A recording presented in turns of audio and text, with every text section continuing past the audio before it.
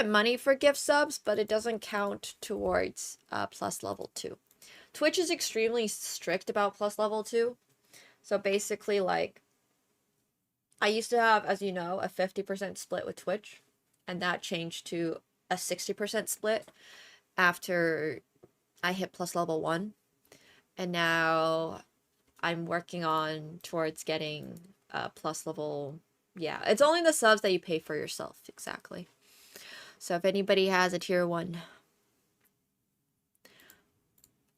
I do appreciate it very much. All right, so for Flex Friday, I don't know if I can become a Twitch ambassador. I'm not popular enough for that, but that's all right. For today, we are going to be doing Flex Friday, which once again means we are giving out some money. And in fact, it's $50 for the best game and $25 for the worst. So if you would like to win any money, this is a good time to do it. And the theme for this week is fun pawn structures. So, what is a fun pawn structure, you might be asking? Well, let's take a look at some of these games and see if any of these were fun pawn structures. So to start off, we have Hema, played as black. Probably just won because my opponent messed up, but if that wasn't the case, every game would draw. No, anyway, beat a 1200 as a 370.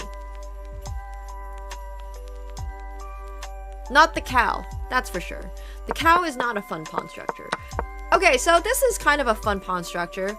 We're playing like the crab. I was hoping to see something a little bit more exciting, but this could potentially slide.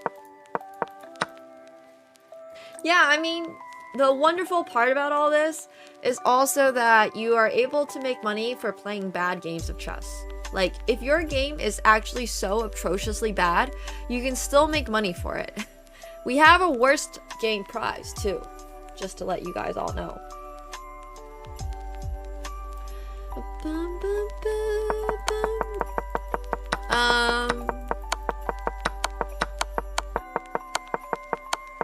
I just wanted to see if this game was a flex or if there was an interesting pawn structure.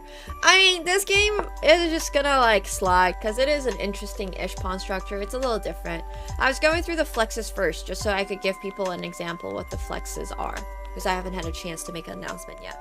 So I'm actually gonna go make the announcement. I will be right back. I'm also gonna go get myself some coffee because I literally ran back from brunch and I did not have time to get myself some more coffee. So I shall BRB. I shall BRB. But yeah, in the meantime, make sure you guys are submitting games that are a flex. And those that have a fun pawn structure. Alright. Be right back.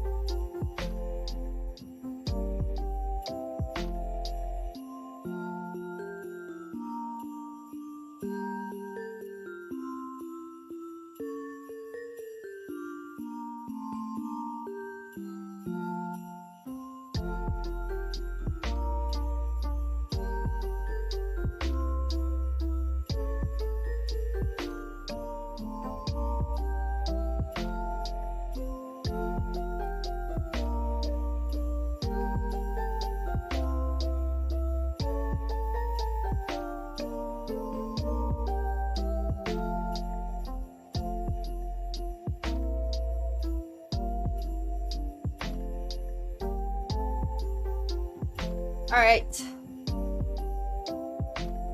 Christmas music still. I mean, what else are we gonna play?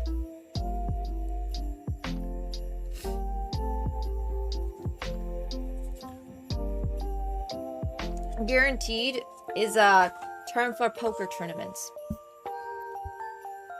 So, for those of you who are not super familiar. Also, I just posted my new vlog, or mini vlog. If you guys want to check it out.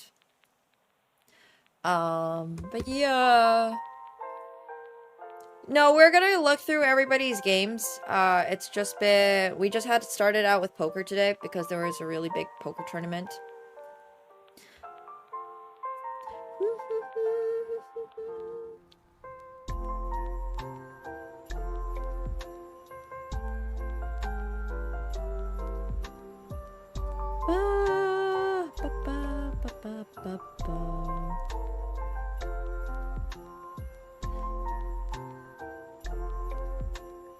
So, yeah, we had to... I went live a little bit earlier because there was the 10k guarantee, basically. And for those of you who don't know what a 10k guarantee means, it means that there is $10,000 guaranteed in the tournament for whatever reason. A multitude of reasons, obviously. But basically, I did not win that tournament, so we are not making $10,000. We're not making $10,000 today. And if you guys want to play poker, they're all on Phenom for today for the chess event that we're running, which is $50 for the best game and $25 for the worst. That is it. You do not get the opportunity to win $10,000. If you're trying to win $10,000, you gotta go on Phenom. Yo, Delusion, thank you so much for the Prime. Welcome back to your 7th month. I appreciate it. Thank you so much. Thank you. Oh. You pinned your own message? Ah, I literally did not read that. Why did you... Oh, this is your literal submission. Oh, I absolutely did not read that, so thank you. I think there is Easter music. Dude, it is so snowy out there. Oh my gosh. It is crazy. Crazy, crazy, crazy. Bro, if there was a 10k prize for Flex Friday, how rich would I need to be? I'm just saying, like, we would need to either have the world's craziest sponsor, like Mr. Beast. I'd be like Mr. Beast of... Yeah. If there was a 10k prize for Flex Friday, a lot more people would be playing chess. We would either need the biggest corporate sponsor, or we would have needed to have like 10 million people submitting games or something like that. Oh, wild stuff. Actual wild stuff. Yeah, how rich would the people that have been consistently winning, you know? But yeah. If you want to get one of my chessboards, it is available at shop. Thank you. It is going to be shipped out in January. Yeah, thank you so much. Oh my gosh, I so appreciate it. Thank you. Yeah, it's true. It's true. Connor McChicken having made hundreds of dollars through Flex Friday, but not subbed to the channel. Shows you where their true loyalties lie. No, but jokes aside, I really do hope that, you know, people are making good use of their Flex Friday money. Whatever that might be. Whatever that might look like. But yeah, so here is our theme for this week was once again crazy Christmas tree pawn structure type stuff. Yes, it actually ships out of the UK. So Rapid, if you're in the UK, you might be the very first person to actually get the chess set. I'm not even joking. It literally like ships. I'm not gonna say exactly where because I'm not actually sure where the warehouse is, but yeah, they ship out of the UK. So people in Europe, you're gonna get them first. In the UK, you're gonna get it first. Then people in your like, okay. I know England is still in the UK. Sorry, in European, it's still Europe, but it's no longer in the UK. Anyways, different conversation. But my point is, you'll still be getting it faster, and then it's probably going to be North Americans, and then it's probably going to be everyone else in the world. But yeah, everything ships out of the UK. So yeah, still in the EU. Thanks. Time to annex Greenland. Well, somebody's already working on annexing Greenland, which is also wild stuff. Sorry, I'm just trying to look for my Flex Friday graphic, and I can't find it. Where is my giving out 50 buckaroos little, like...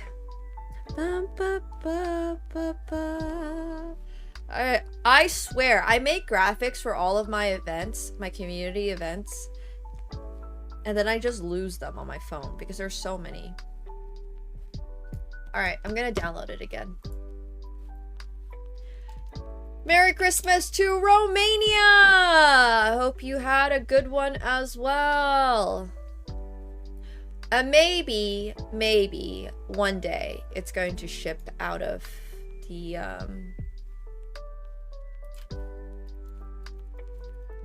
maybe one day it's gonna ship to India and South America, because right now it doesn't ship to either of those. So.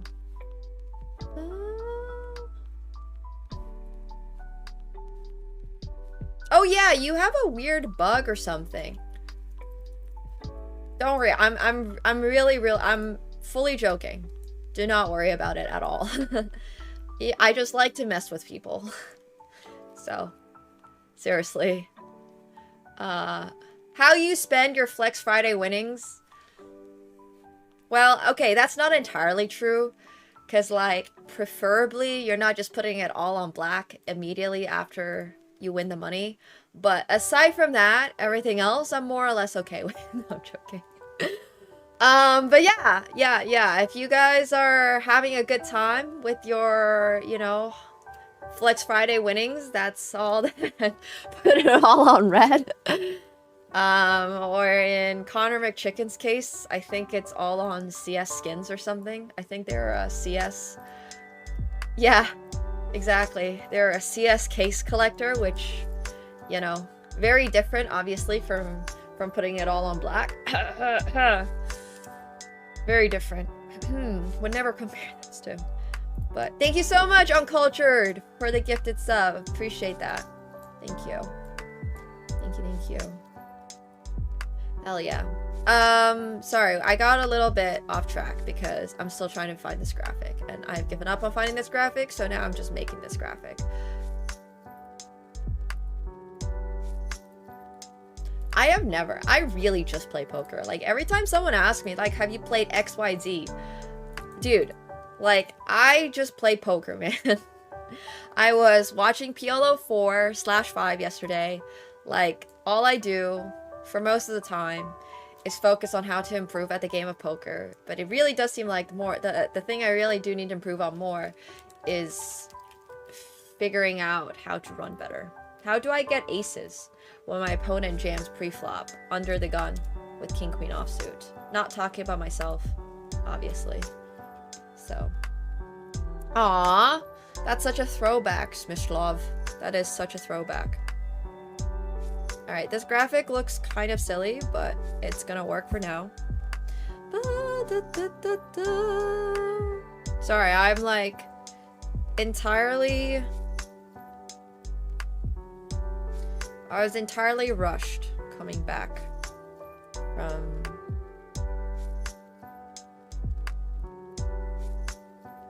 from brunchin'.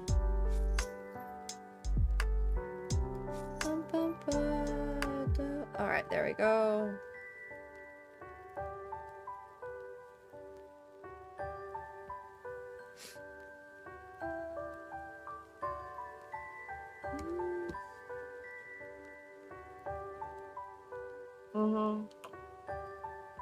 I have not yet, Toaster. I apologize. Here, I'll open it on the side right now, so I don't dox your address on it.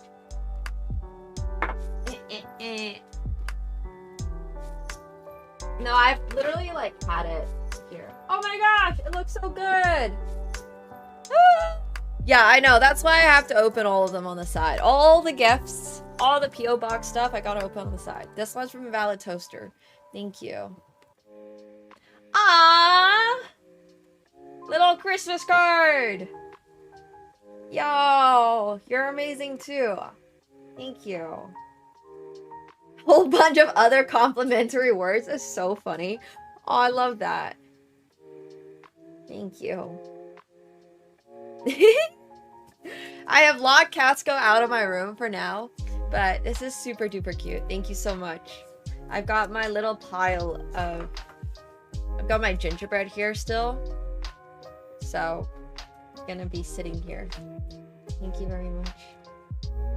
That's all good, Ovo. You can call it either a New Year's gift or you can call it a birthday gift. Because it's all around that time. I will be having my birthday on January 6th. Because that is the day I was born 26 years ago. On a Thursday. The amount of times I've had to like look up what day of the week it was is crazy. At this point. Oh, thank you, Toaster. I appreciate it. Thank you.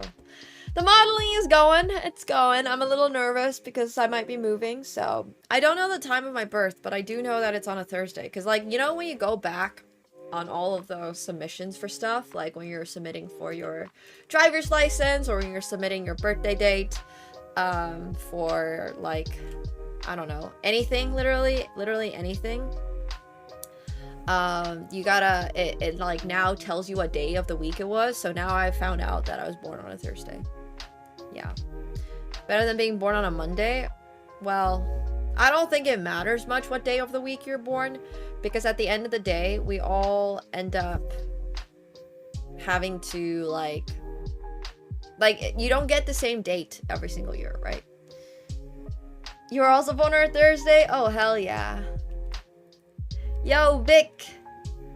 Oh, look at everybody who knows that what day of the week they're born.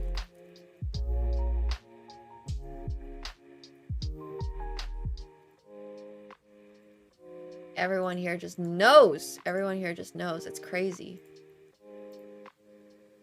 Good for you guys. You were born on Flex Friday? Hell yeah. Yo, thank you so much, Vic, for the $25. I appreciate it. Thank you. Merry Christmas to Katsuko as well. Katsuko got a little shower today, so he's been a little annoyed. Born on a Tuesday? I feel like being born in the start of the week is worse for your parent, but like, you know. Who knows if they remember that?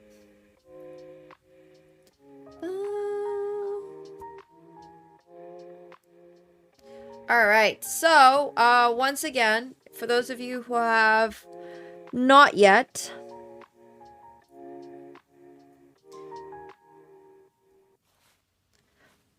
submitted a game for Flex Friday, this week's theme are fun little, like pawn structures.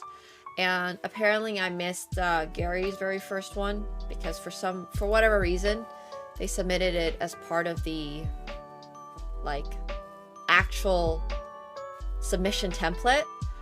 So here it is, played as white/black, a short description of my game. Oh no, it's down here. If you tell me the king side isn't a Christmas tree, I'm a riot. Surely, 3 brilliants will eventually win Flex Friday. Alright, let's take a look.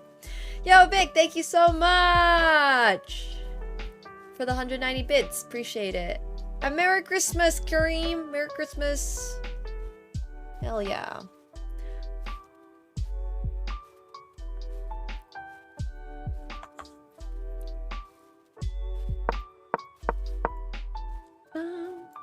Now I have the added benefit of knowing that my birthday is also the day a bunch of people tried to invade the Capitol. And not like in Hunger Games style. They actually tried to invade the Capitol. How crazy is that? Wild stuff. Hope you're having the best holiday.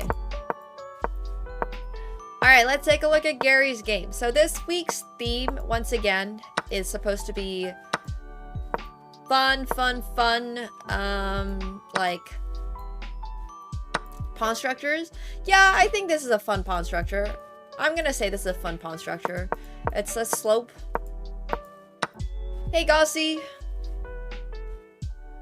Hello, hello. Jeez, Gary, that's crazy. I mean, January 6th is also Christmas when it comes to Orthodox Christians, I believe. So, you know, I got that going for me. The Patriot games? I have no idea what the Patriot games are, but that has nothing to do with the Patriots. Alright, so this is crazy. Knight takes f4, destroying that pawn structure. You love to see it. If this pawn takes, there is pawn to e5 with a little discovered attack. So this is beautiful, beautiful, beautiful.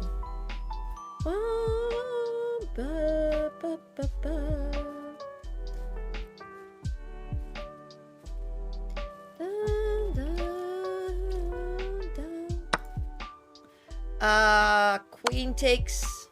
No, we do it. Ulan, thank you so much for the gifted tier 1 to Liv Harris. Thank you so much. Thank you. Oh, geez, Mickey. Well, that's an easy one to remember. And Ulan, another gifted sub to Charlotte Rotherham. Thank you so much. Merry Christmas! Oh my gosh! And another 5 gifted subs. Ulan, are you picking the 26th so you don't have to listen to Christmas jokes? Is that what I'm witnessing today?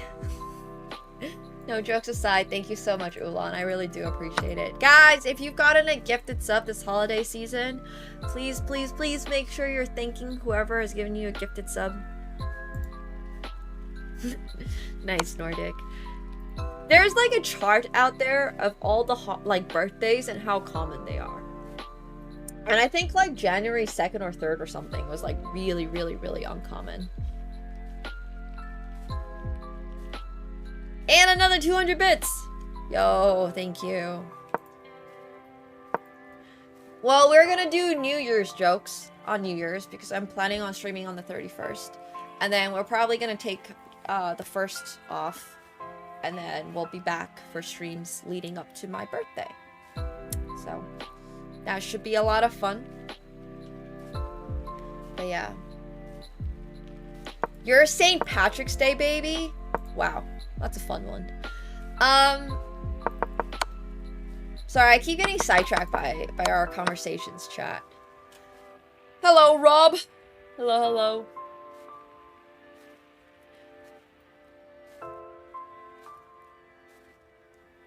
Rook D to G1, huh? Getting that double exclam. I like it. Sacrificing the knight again. Yoink. Is December the best month to be born? I guess in school it is. Like, you get to be basically a year ahead without having to do much. Whereas January, you are like a full day behind. I mean, a full year behind, basically. Aw, damn it, man. I don't know if I agree with this. I feel like December... Yeah, but you get your gifts anyways on your birthday. So, like, why wouldn't you want to space it out a little bit so you have more to look forward to?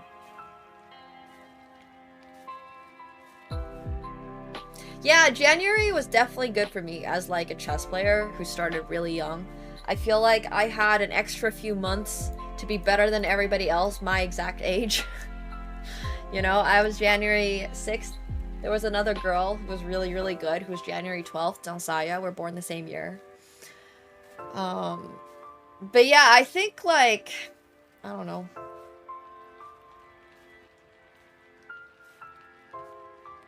Better in the middle years so the gifts are evenly distributed. Yeah.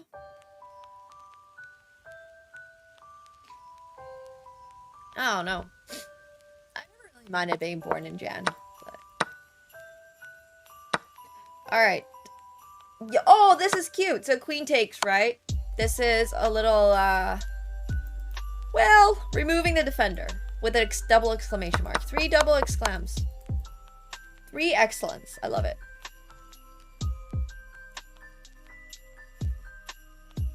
Good game. Good game. Alright, pinned for sure.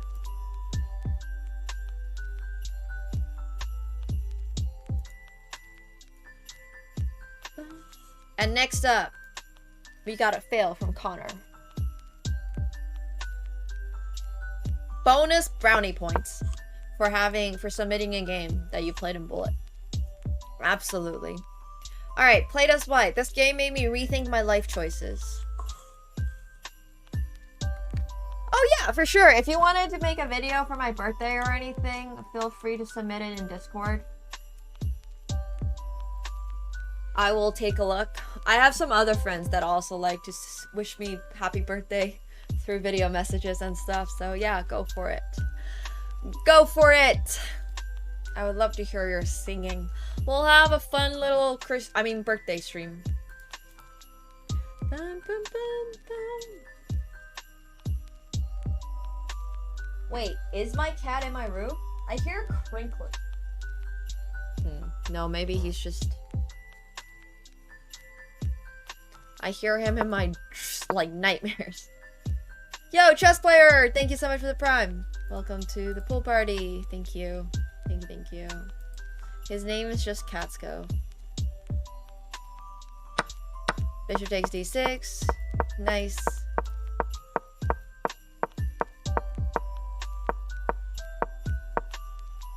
Yeah, this is a fun pawn structure. I mean, the question is more why, but, you know, at least it's a fun pawn structure. I mean, none of this is currently very inspirational. Oh, you did say this is a fail, though, so we gotta see how you failed.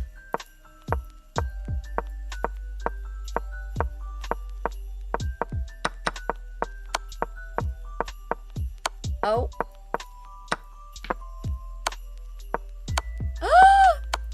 No way! We got checkmated? In this position? Of all positions? That's kind of wild. This game has such a wild swing. Yikes. Yikes, yikes, yikes.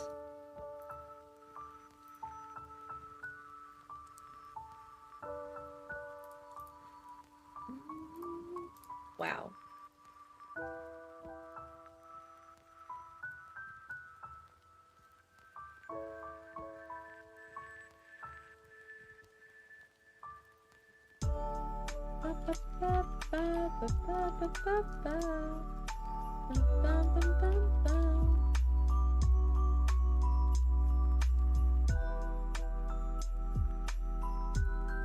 That's kind of crazy. Yeah, that's a really big fail. Wow.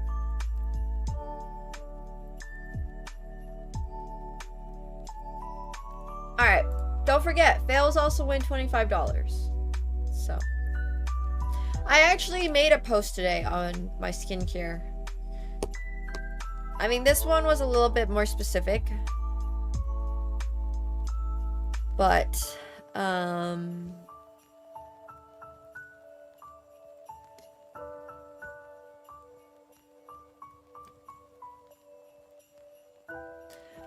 bum, ba, ba, ba, ba, ba, ba. I have no idea how much time was left. None. Alright, this game is by Hema, played as black. Probably just won because my opponent messed up. But if that wasn't the case, every game would be a draw. No. Oh yeah, we looked at this game. We'll look at it again. It's okay.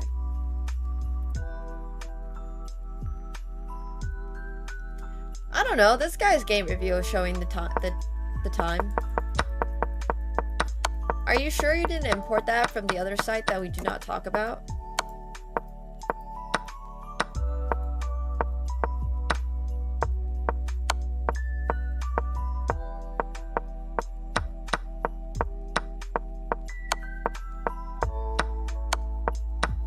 Yoink.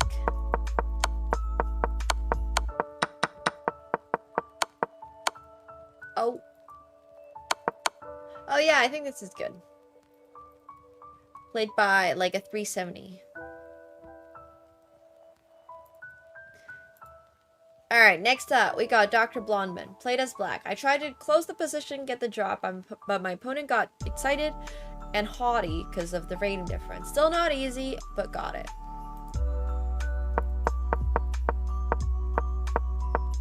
This better be a funny pawn structure. Alright, this is a nice pawn structure. We got the pawns! We got the Christmas tree!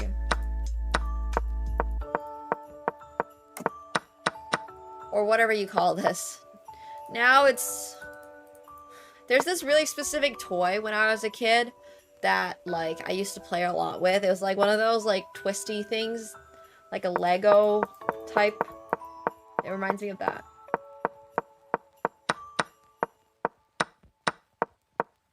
It's almost a Little Dipper, it's true. I mean, this is a game played by a 2100, so there better be some, like, really good moves coming in. Yeah, the bendy Lego snake, thank you. Someone knows what- it's not even Lego, though. This looks not great. This looks like not a flex right now.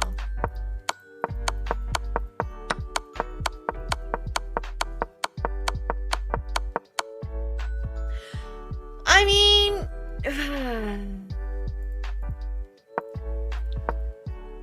No.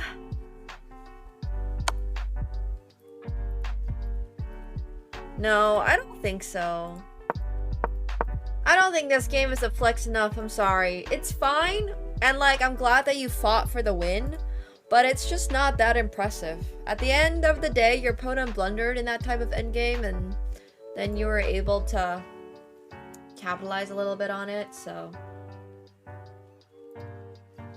Yeah, it's fine. It's always fine. Alright, next up. We got Major Tom. Fail. Played as white. Attempt of the Mona Lisa mate. Giving me with all the pieces on the starting position. Oh, jeez. How did this turn out?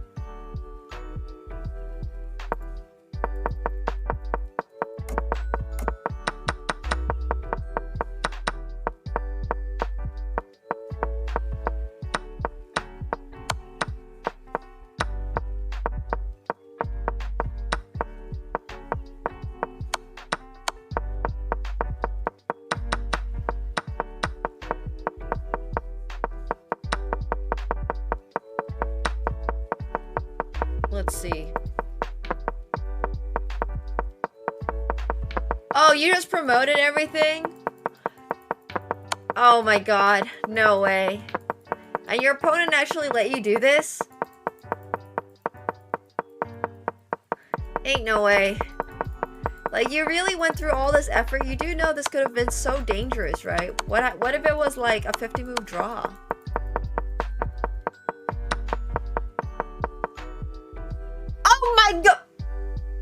Oh my god!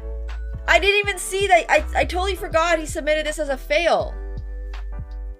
I, like, literally, like, through the game, like, I completely forgot that it was a fail. Because I was just like, oh yeah, bro's so winning. You know, they're going for the Mona Lisa mate. I completely forgot. He literally prefaced this, that it was going to be a draw. That literally, like, what's the word? That just shook. That was shocking. It was just a straight up stalemate. Just a straight up stalemate. Yeah. The opponent was hoping for a stalemate. And, yeah, they got it. Honestly, I'm not surprised. I'm not surprised. I'm really, really, really just not surprised. Like, this is kind of what happens, honestly. So. Woo! Okay. Crazy stuff. Crazy stuff.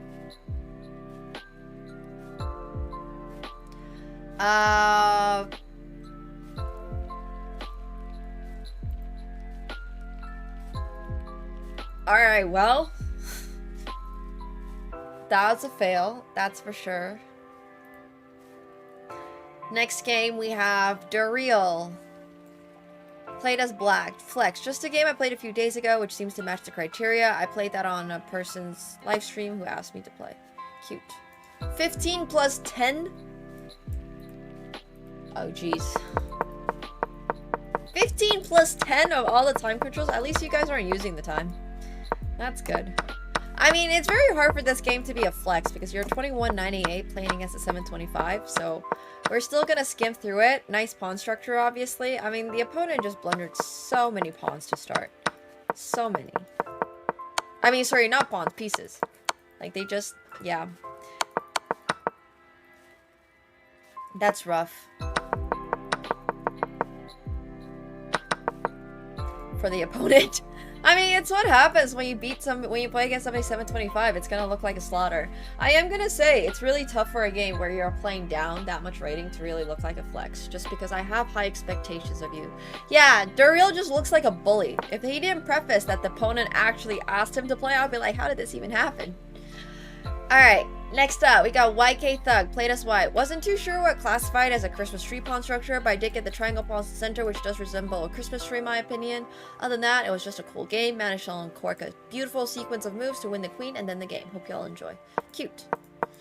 It didn't even need to be Christmas tree, honestly. Like, it was just supposed to be kind of fun pawn structures, which honestly, I think this counts. I literally mentioned that I believe King's Indian openings typically get into this like c4, d5, e4 pawn structure pretty easily. Yeah, fair enough. It was a good pawn structure though. You got the mighty 4 pawns connected. I saw such a good pawn structure the other day, but unfortunately I think they lost the game, so. Nice. Oh, sacrificing the horsey. So if the queen takes this, why is this bad? Oh, because of knight here, and it's checkmate. So this is a distraction tactic. Oh, wow, that's actually really pretty. Like, if the queen does not stay on this diagonal, it's just checkmate. Followed by knight h takes f4.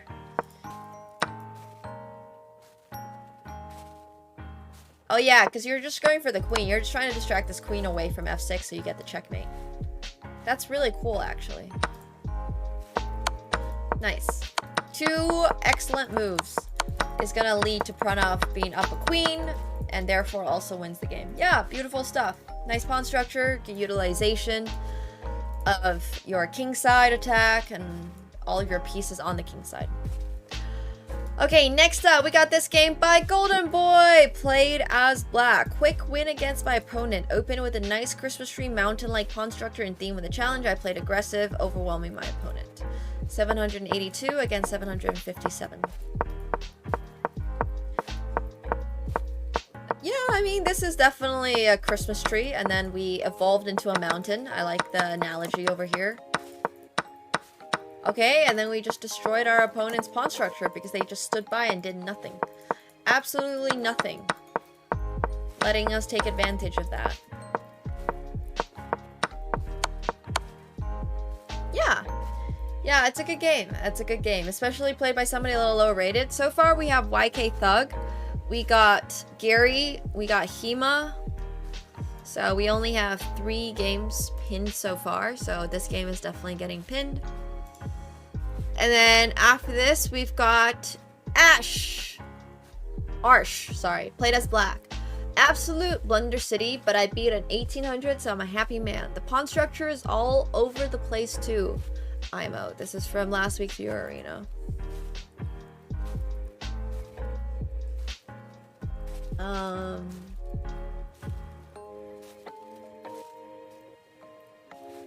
No, I mean, literally, that's the theme for this week, is like mountains and trees. Like, I just want to see you guys do something with your, it doesn't even need to be mountains and trees. I just want to see you guys do something that's going to be like a little bit more interesting, you know? So, yeah.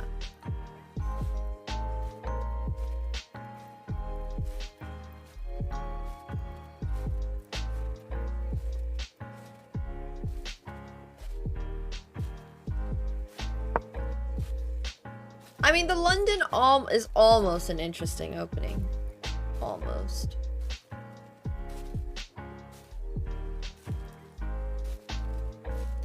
Yeah,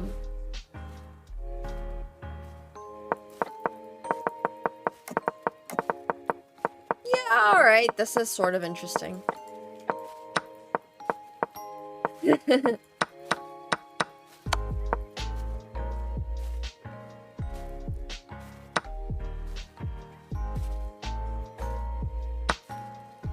I don't think this is a flex.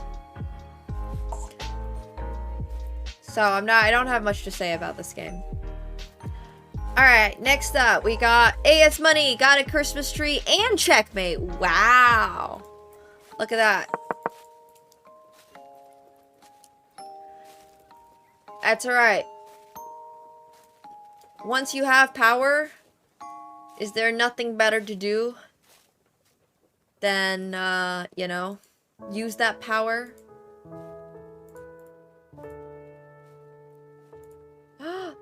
Oh gosh.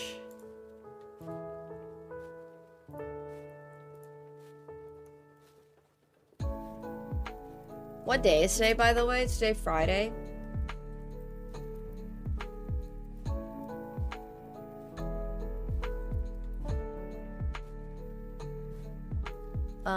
No, today is Friday, obviously, because we're doing Flex Friday today.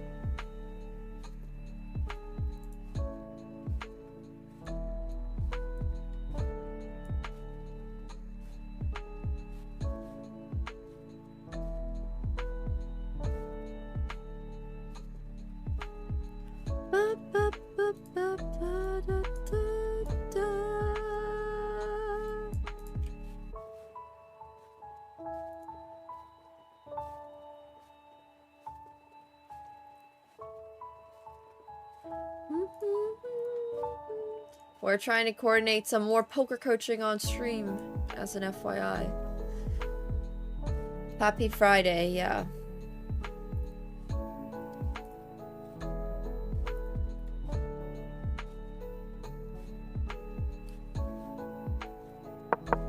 Okay, let's see this cute Christmas tree.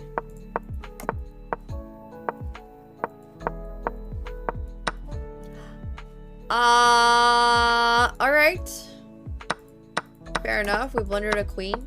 Who needs a queen anyways?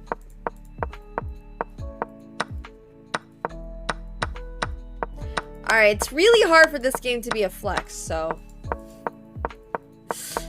I have a feeling it's not going to be a flex, but it's still going to be a really fun game. Yeah. Alright. There was a lot going on. There was honestly a lot going on.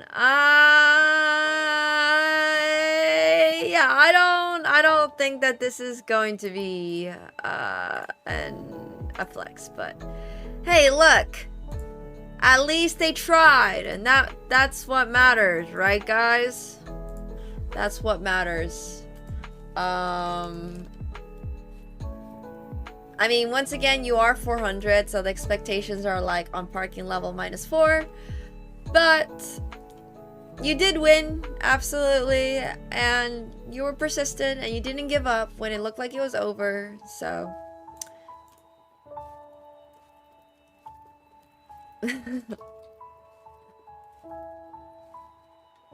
Alright, next game, we got...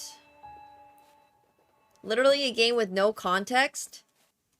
Alright, we're gonna skip that. If you do not fulfill the submission form and don't submit it in the form of the instructions, we will not be looking at your game. Once again, the instructions are insanely easy. Gary has made a whole form for you guys. All you gotta do is literally like fill it out. So you can't fuck it up. You really can't. And if you do fuck it up, well, try again. Alright, we got...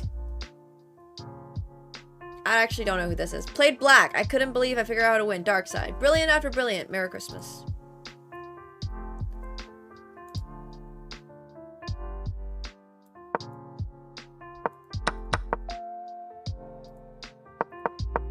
Let's take a look. Don't forget to fill out the form correctly with the relevant information.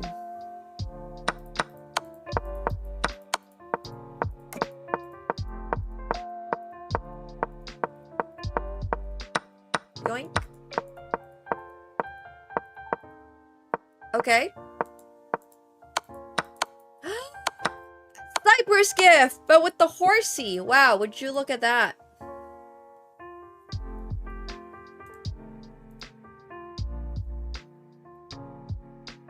Yeah, I think that's really cute.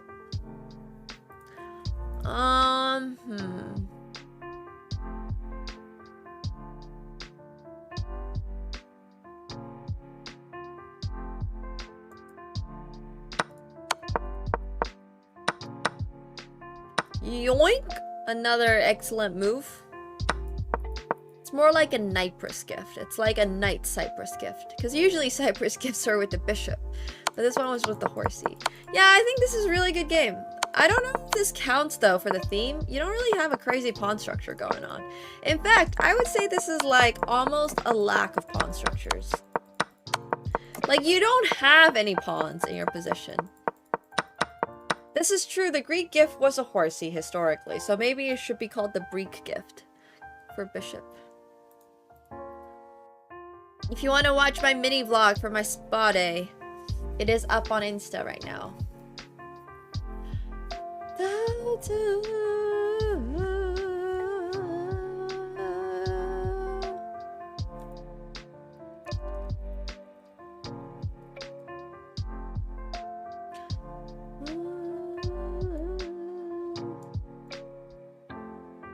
Yeah, well, good try. I don't think this game counts. Like, I don't even think we need a poll to know that this game doesn't really count.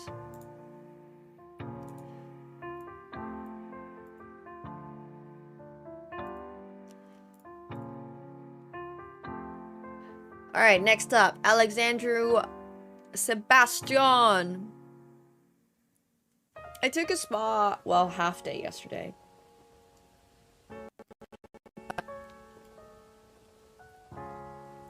It's alright. Today is a play poker day. Alexandru Sebastian played white. It has to be winning, right? Anyways, after the game, I felt like I almost had a heart attack.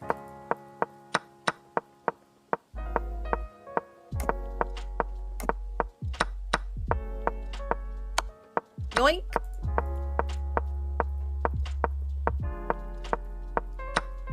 Yoink!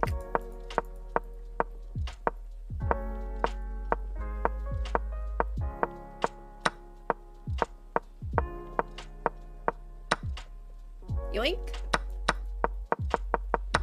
I don't know if this once again really fits the theme. First of all, how is this? Oh, this is a fail. That makes a little more sense. This game is just really, really bad. Like, I don't really have anything to say other than it's just pure bad. Like, how is this your game?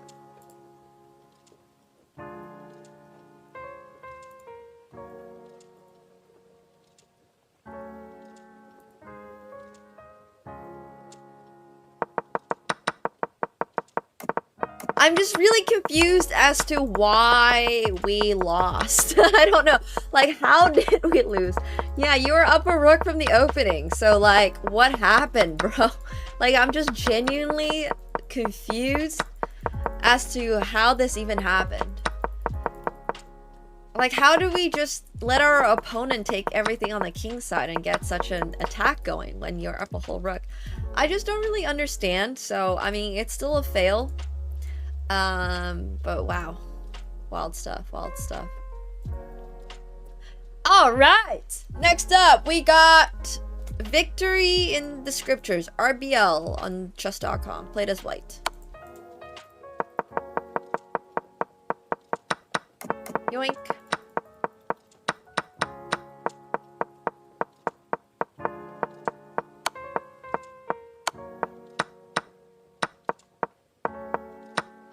Yoink. Yoink. Nice little checkmate over here. Cute, cute, cute. Okay, next up, we got Crystal Ball played the Caro as black, and it's a flex with a unique pawn structure by move 13 from Nemo's 90-minute arena last week. Because it was a win against a much higher rated villain.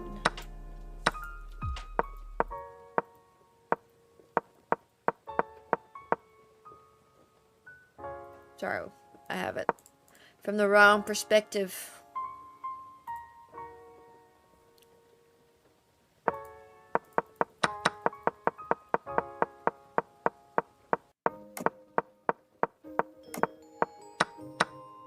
Alright, yoink. Yoink.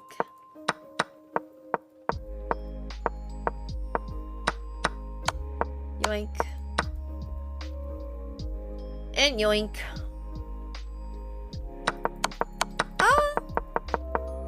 I don't know if this really is a flex. I mean, it's fine once again, but like...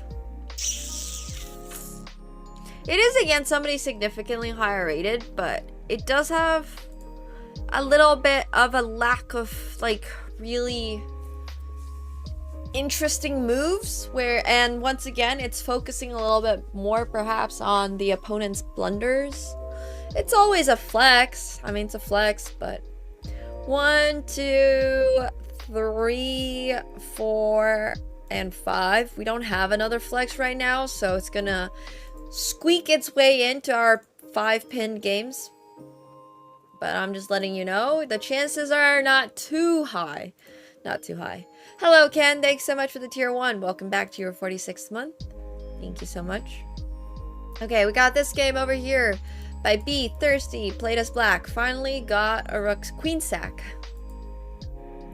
I mean, when there's $50 on the line, I'm expecting games to be good.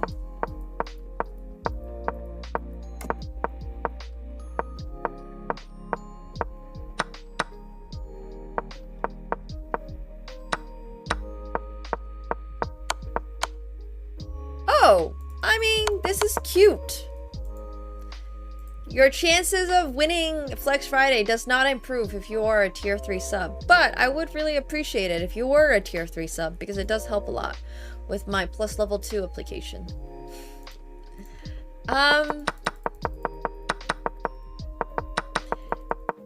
Yeah, I think this just also does not meet this week's requirements. There's no crazy pawn structure, so it's a nice game, but don't forget this week's theme are like cool pawn structures.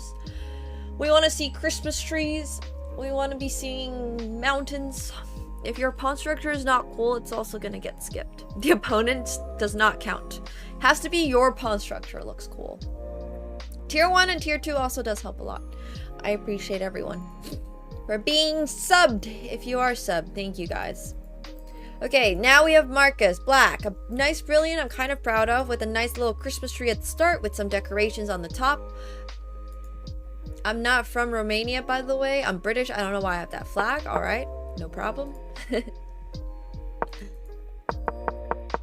Has to be your pawn structure. Like this is a Christmas tree.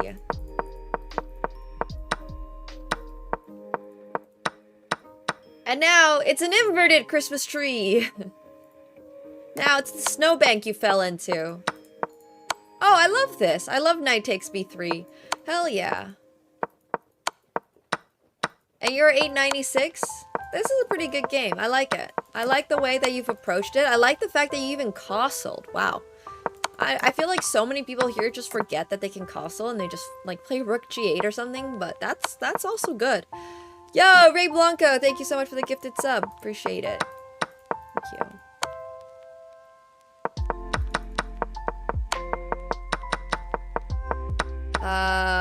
Alright, we're giving up a few too many pawns. This has me concerned. Okay. Wow, we really made it, like, close there in the middle. Now we just win that. Alright, nice. And then we make sure that we cannot get flagged and lose the game. And we do not stalemate? Wow, okay. You know what? It was a little rough in the middle of this endgame where you just randomly gave up a ton of pawns for literally no reason at all. This was looking a little bit dire. but overall, still a pretty good game. Alright, so we're gonna take down Crystal Ball's game. Unfortunately for Crystal Ball. And Marcus is getting pinned. And next up, we got this game by Kako! I'm gonna be really curious to see what Kako's submission is, because Kako usually plays an opening that does not come up with really interesting pawn structures, in the sense that, like, you lose your pawns a lot, so I'm curious. Played as black. After spending 13 moves without making any moves with my pawns in the middle game, I decided to build a ladder towards victory. Oh, I like the sound of this. Because they always play the Grob. And the Grob is not exactly, like, a great opening for pawn structures. Alright, free pawn, no problem. I actually managed to almost fake castle again after not being able to castle.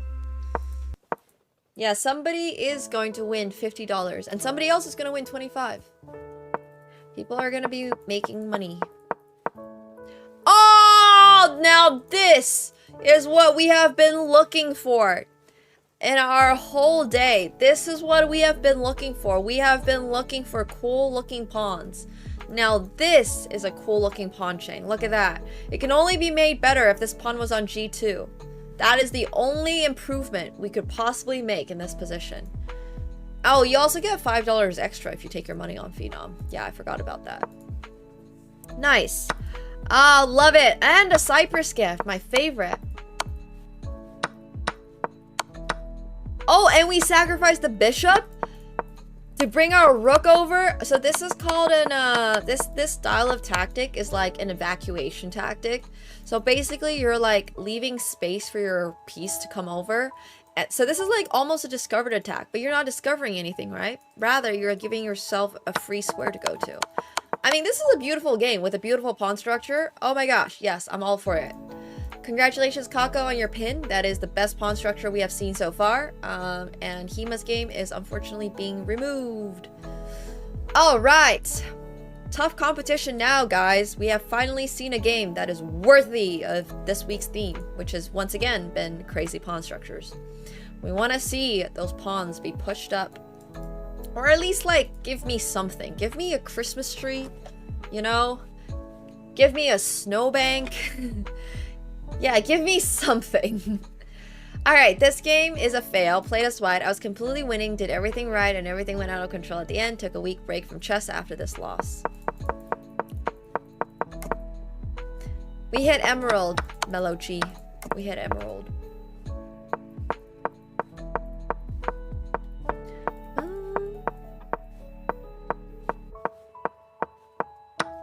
Yoink. Yoink.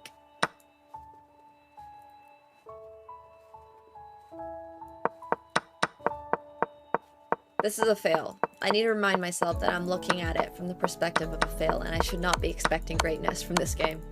Because sometimes I forget, and I'm like, wait. Yeah, I mean, this is just a bad game. Like, I don't know, man. No, it means that 2 different charities win something. It means that, the Daniel Naroditsky Memorial Fund wins $7,500, and the Alavia Sanctuary also wins $7,500. So it's all going towards charity. I don't win anything. In fact, I'm actually donating all of my winnings from the event as well to the charities. I'm not actually sure how much I won, so whatever that amount is going to be, I don't think it's going to be very much, because it was only beginner and only got 9th. But yeah, that'll also be going towards charity, so I'm very excited about that. Yeah, I mean, I think this is good. This is good.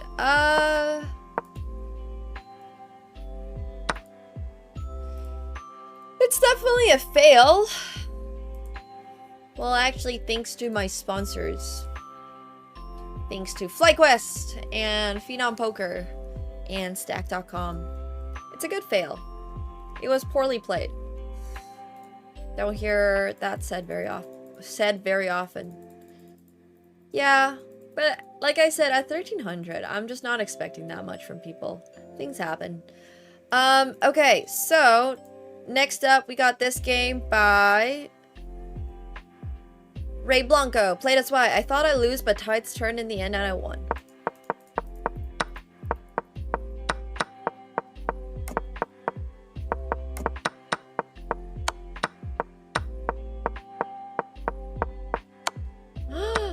Not the queen blunder.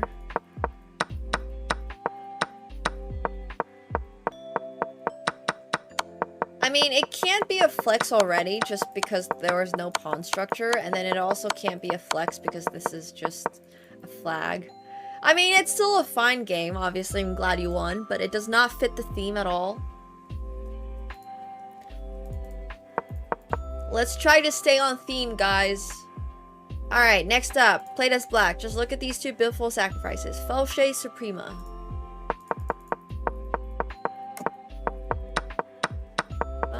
I'm not really getting a pawn structure out of this game. I mean, it's good. I just don't think it fits the theme once again.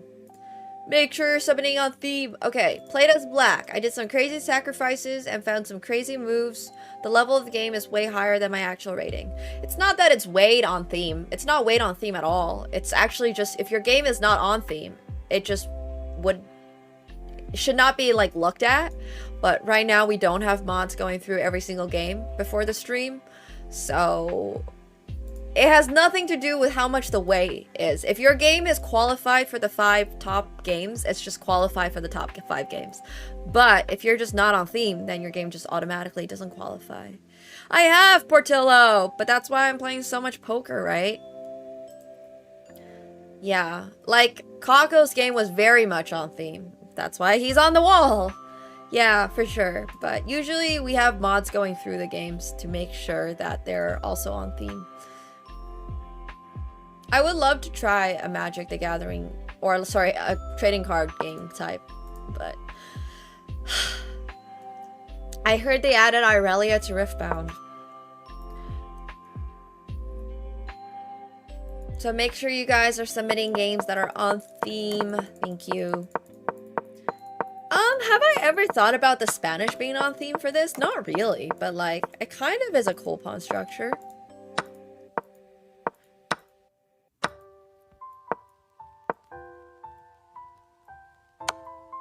You're gonna send me some card packs? I haven't gotten to Riftbound yet, but one of my friends, Frodon, just like won a Riftbound tournament recently. I was like, damn, maybe I should get into it, but I don't know. I'm so, like, I feel like my brain is just fried half the time.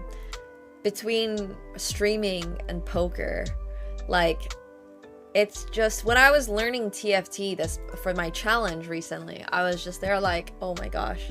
I don't know why, I just cannot. Yeah, I don't know. I have a little otter penguin card from Magic as the back of my phone case, which I just thought was really cute and pretty. I just like the art of a lot of these trading card games and stuff. I think Magic the Gathering has beautiful, beautiful art for sure. Yeah. I have some really cool cards. But like, once again, I also just have a bunch of random ones from Japan. Like, I have random Pokemon packs lying on my table and stuff that I just opened from Japan. I just have all this stuff lying around, but I don't really play any of them. Like, I don't play Magic. I don't play Pokemon, that's for sure. I just like the art. I'm a big I've always been a really big art aesthetics person. I've always been a really big art person. So it just kind of makes sense that I should get into trading card games. But like, once I start actually trying to learn the game, it's just so tough. I have no Yu-Gi-Oh cards. I was into the manga at some point, but yeah.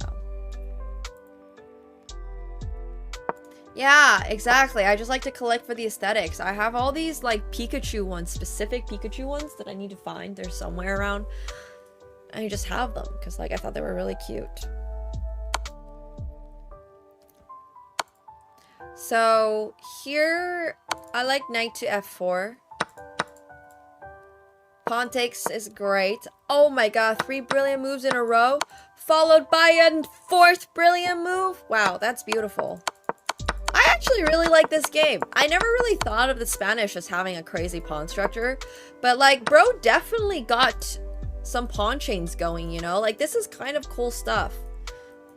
This is kind of a cool pawn structure. I think this deserves to be pinned. Like, they play G takes F4, double exclam, opening up the king side. I like this. This is good. This is good. 4 brilliance to win. Yeah, I mean, White's pawn structure was... But we don't really consider White's pawn structure. I think he cooked. I actually had not thought of the Spanish as having a potential for an interesting pawn structure. But this one definitely counts. So, good game. I don't even know who this is. They did not submit with a username. Guys, once again, if you're trying to submit a game and you're trying to go for a cash prize, I would highly recommend it if you guys could just fill out the form that we have pinned at the top for you. Because now I don't even know who submitted this game.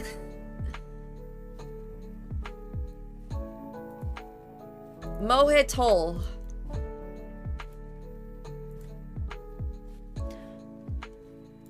Mohit Tolly.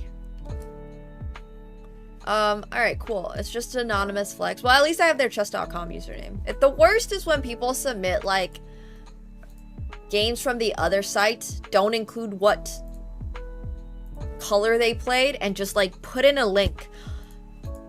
And I'm like, bro, what do you want me to do with this? So, it's literally, or like those games in the library and it's just locked. I'm like, man, I can't even open it. What if you played the best game of your life?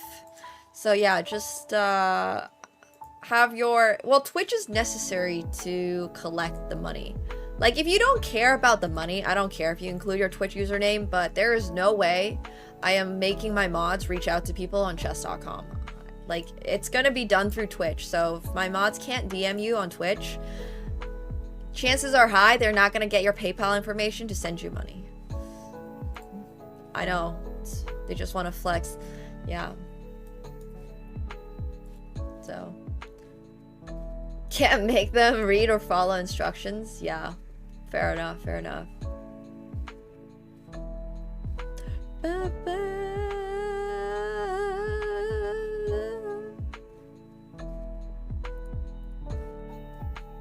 Nice.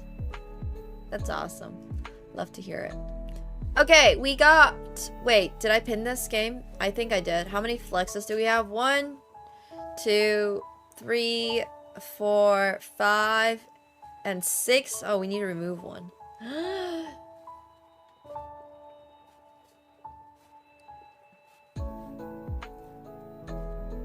I do think it's gonna be Golden Boy's game that will be removed.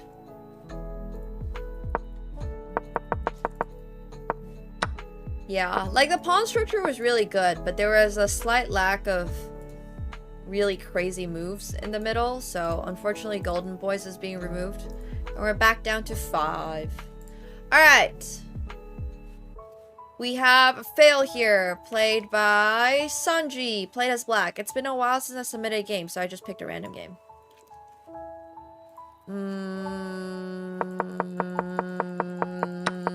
This better be really bad. Like, it better be a fail. Okay, it is a fail. It's not even that bad.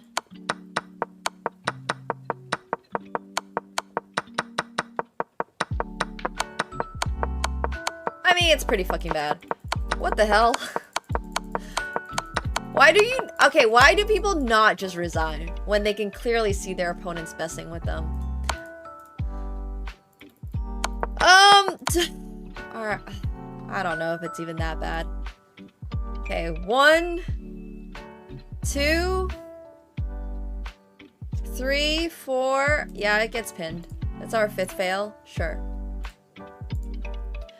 Alright, next up, we got this game by Felche Suprema, winning and through everything with that pawn promotion.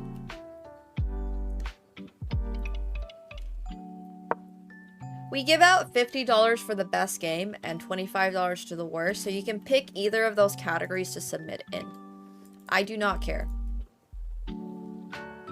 if you win or lose, but you can use your best judgment to probably extrapolate that games that you win are more likely to win in the flex category, and games that you lose are more likely to win in the fail category.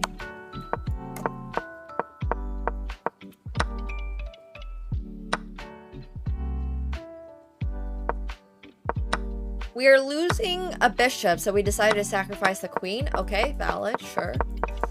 I guess.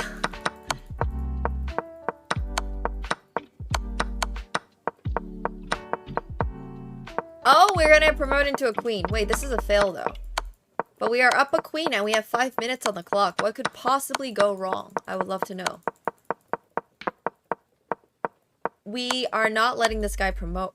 What? Oh, he was black.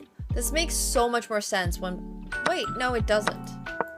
It doesn't really make more... I mean, I guess it does kind of make sense if... Dude, this is just not that much of a fail. I mean, like, yes, you were up a queen. Yeah, it's not great. But, like, it just seems like you really underestimated when they were gonna play rook takes f6. I don't know. Like, this went from... I was so confused about this game. The fact that it was submitted by black makes so much more sense. This is why I should probably read. But, like...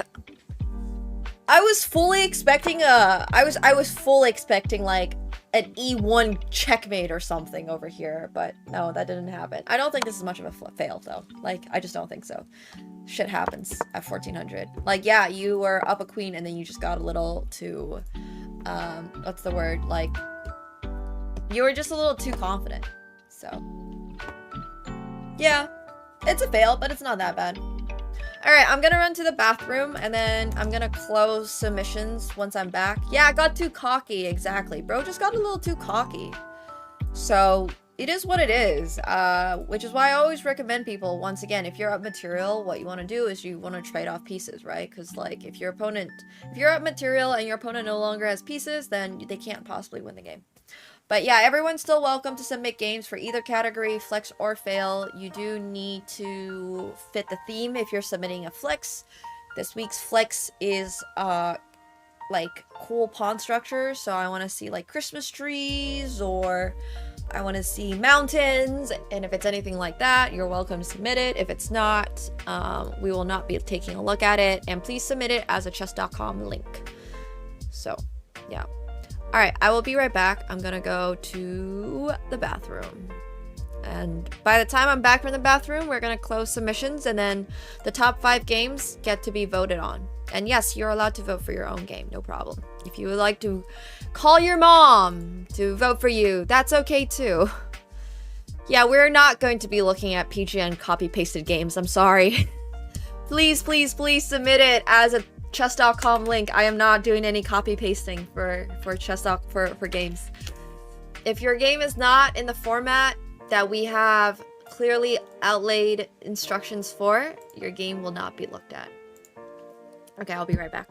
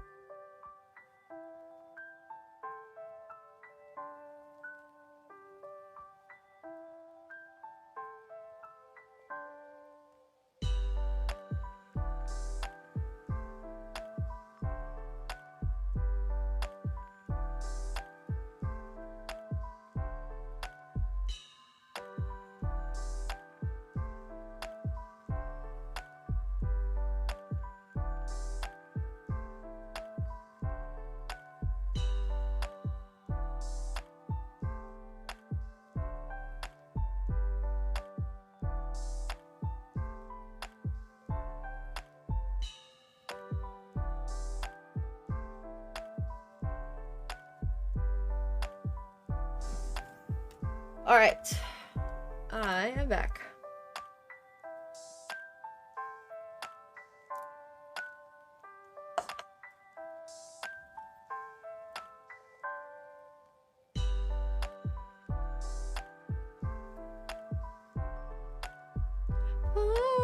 Is Boxing Day actually a day that people celebrate, or is it like literally what the name suggests? You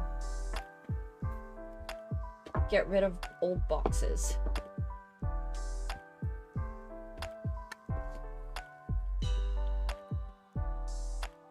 Alright, so we got Mango King. I love the stream. Yo, thank you.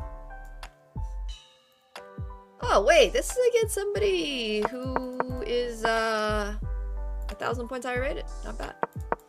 Okay, this better have a cool pawn structure. We have a baby Christmas tree. We have half a Christmas tree. And at least we Cypress gifted. I think this is really good, but like, we're just looking for something cooler than a 3-pawn chain. This is easy. Like, I want to see bigger pawn chains, my good sir. Still a good game, nonetheless. Alright, played as black. Brilliant. I like your username. Played as black. Twitch name is Untouched Grass. Great name. Winning and threw everything away. Okay, let's take a look.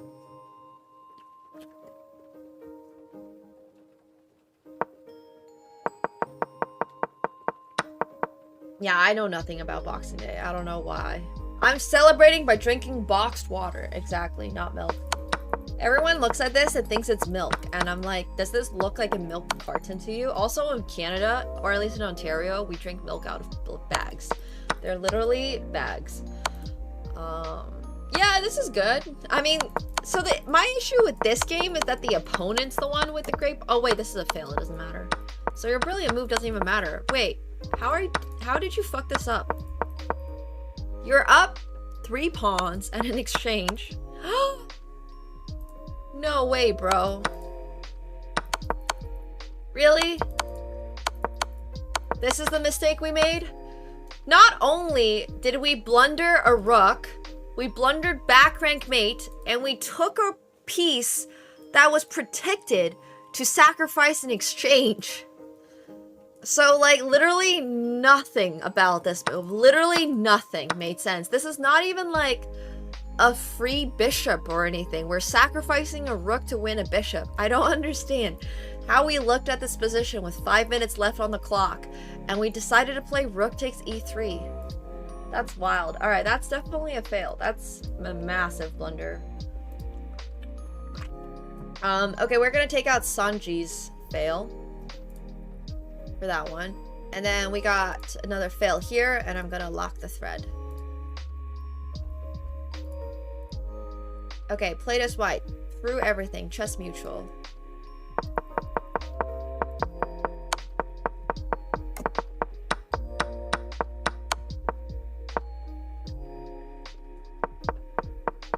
Wasn't drunk, just tired.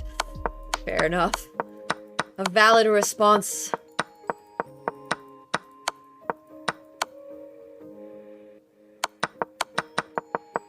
Yeah, this was not a well-played game. I mean, we have a lot of not well-played games today, and I think that's there's such a difference between, like, a not well-played game versus, like, a fail.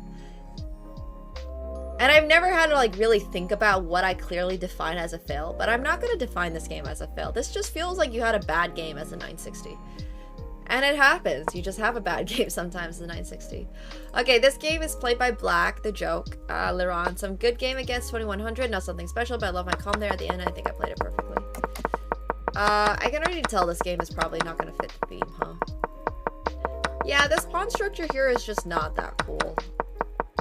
Yeah, this game doesn't fit the theme, unfortunately.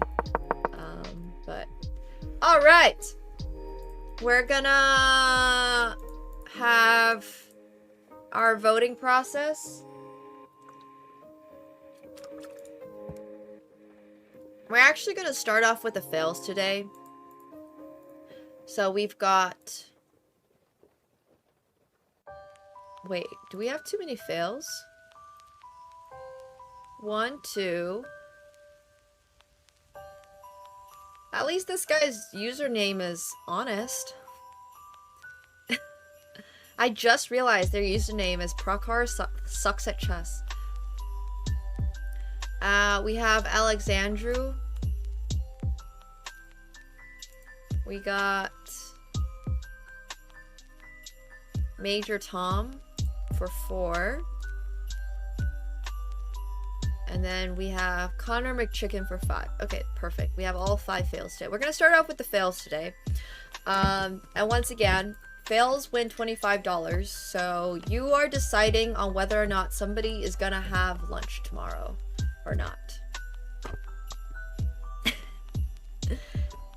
The shirt is from Japan.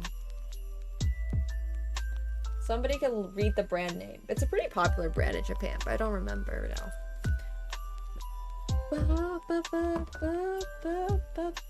It's definitely in the Shibuya 109 in Tokyo. I freaking love that mall. I get a lot of my clothing from Japan. Alright, so for our very first fail, we have this game by Connor McChicken. This game made him rethink his life choices. And yeah, he first punished his opponent for playing bishop to d6, rightfully so. Even got a really fun little pawn structure. Little did he know at this time that he was submitting a fail and not submitting a flex. But he gets an excellent pawn structure. In fact, he wins the pawn on a6, has 2 passed pawns on the queen side, which usually is pretty winning, especially against 2 rooks, because rooks are notoriously bad at defending against connected passed pawns. Now, what could possibly go wrong? Uniqlo is announcing a Pokemon collab for next year. Oh, I'm so excited about that. Well, apparently what can go wrong is that he blunders checkmate in 2 or 3. Checkmate in 3. And just gets checkmated. Instead of, I don't even know, King of 1 or something.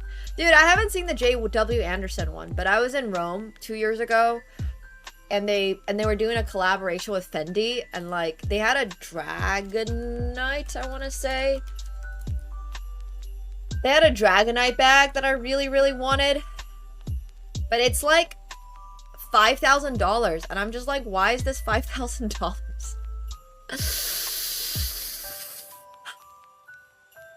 Like, literally. Please. So, anyways. I really wanted this thing, but yeah, no, I'm not spending that much. I don't really like doing that. I don't really get dupes. If I was gonna get a dupe, I would just get something that was in that price point that is not a dupe. Yeah, I mean, you have the answer right there, because there are people out there who will buy it for 5 grand. Absolutely. That one, most of the Dragon Knights collab that they did with Fendi was 5k. And like, Fendi baguette bags are expensive, but they're not usually that expensive. Like, you can buy some really cool Fendi bags for like 2k or like even 1k. And like, Fendi has some really cool stuff. Like, this one is 1.8. This is probably in Canadian. It's super duper cute. This is like a lot more affordable than 5k for the Dragon Knight one. So, yeah. Anyways, I think that's, yeah. Well, Birkins are very different. Birkins come with a lot of context. And a lot of the material they source is... I have my opinions about what materials I am willing to have my bag made out of. I just don't really have any interest in having, like, I don't know. There's some leathers that I would just never use and stuff. But yeah. But I think the people that are saying they can't afford to buy a house are not the people that are saying they are not buying. They're buying 5k bags, you know? Like, Fendi X Pokemon collab is not targeting people who can't afford to buy a house. They're targeting people who have probably already bought a house and are living comfortably and have $5,000 they're willing to spend on a Pokemon X Fendi collab. I think that's a very inappropriate assumption about people. So yeah. Yeah, for sure, Creamy. You can do a lot. Bendy also did a collab with Sailor Moon. Yep. I think so. No, I think it was Jimmy Choo, no?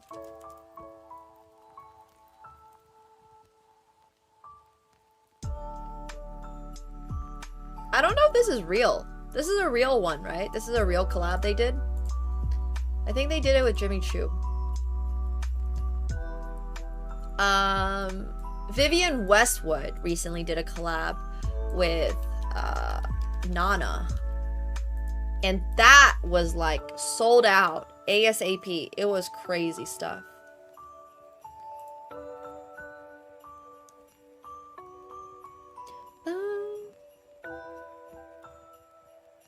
To save me from tears, I'll give it to someone special.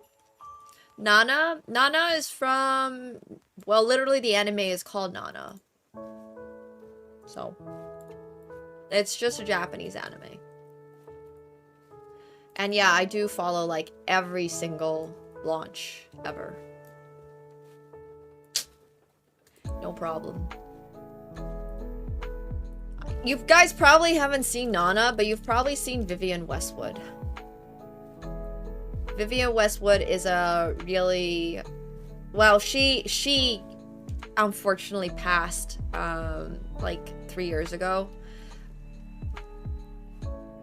Which is, yeah, really sad for the fashion scene. But she was like one of the pioneers of modern punk aesthetics, basically. She's from London.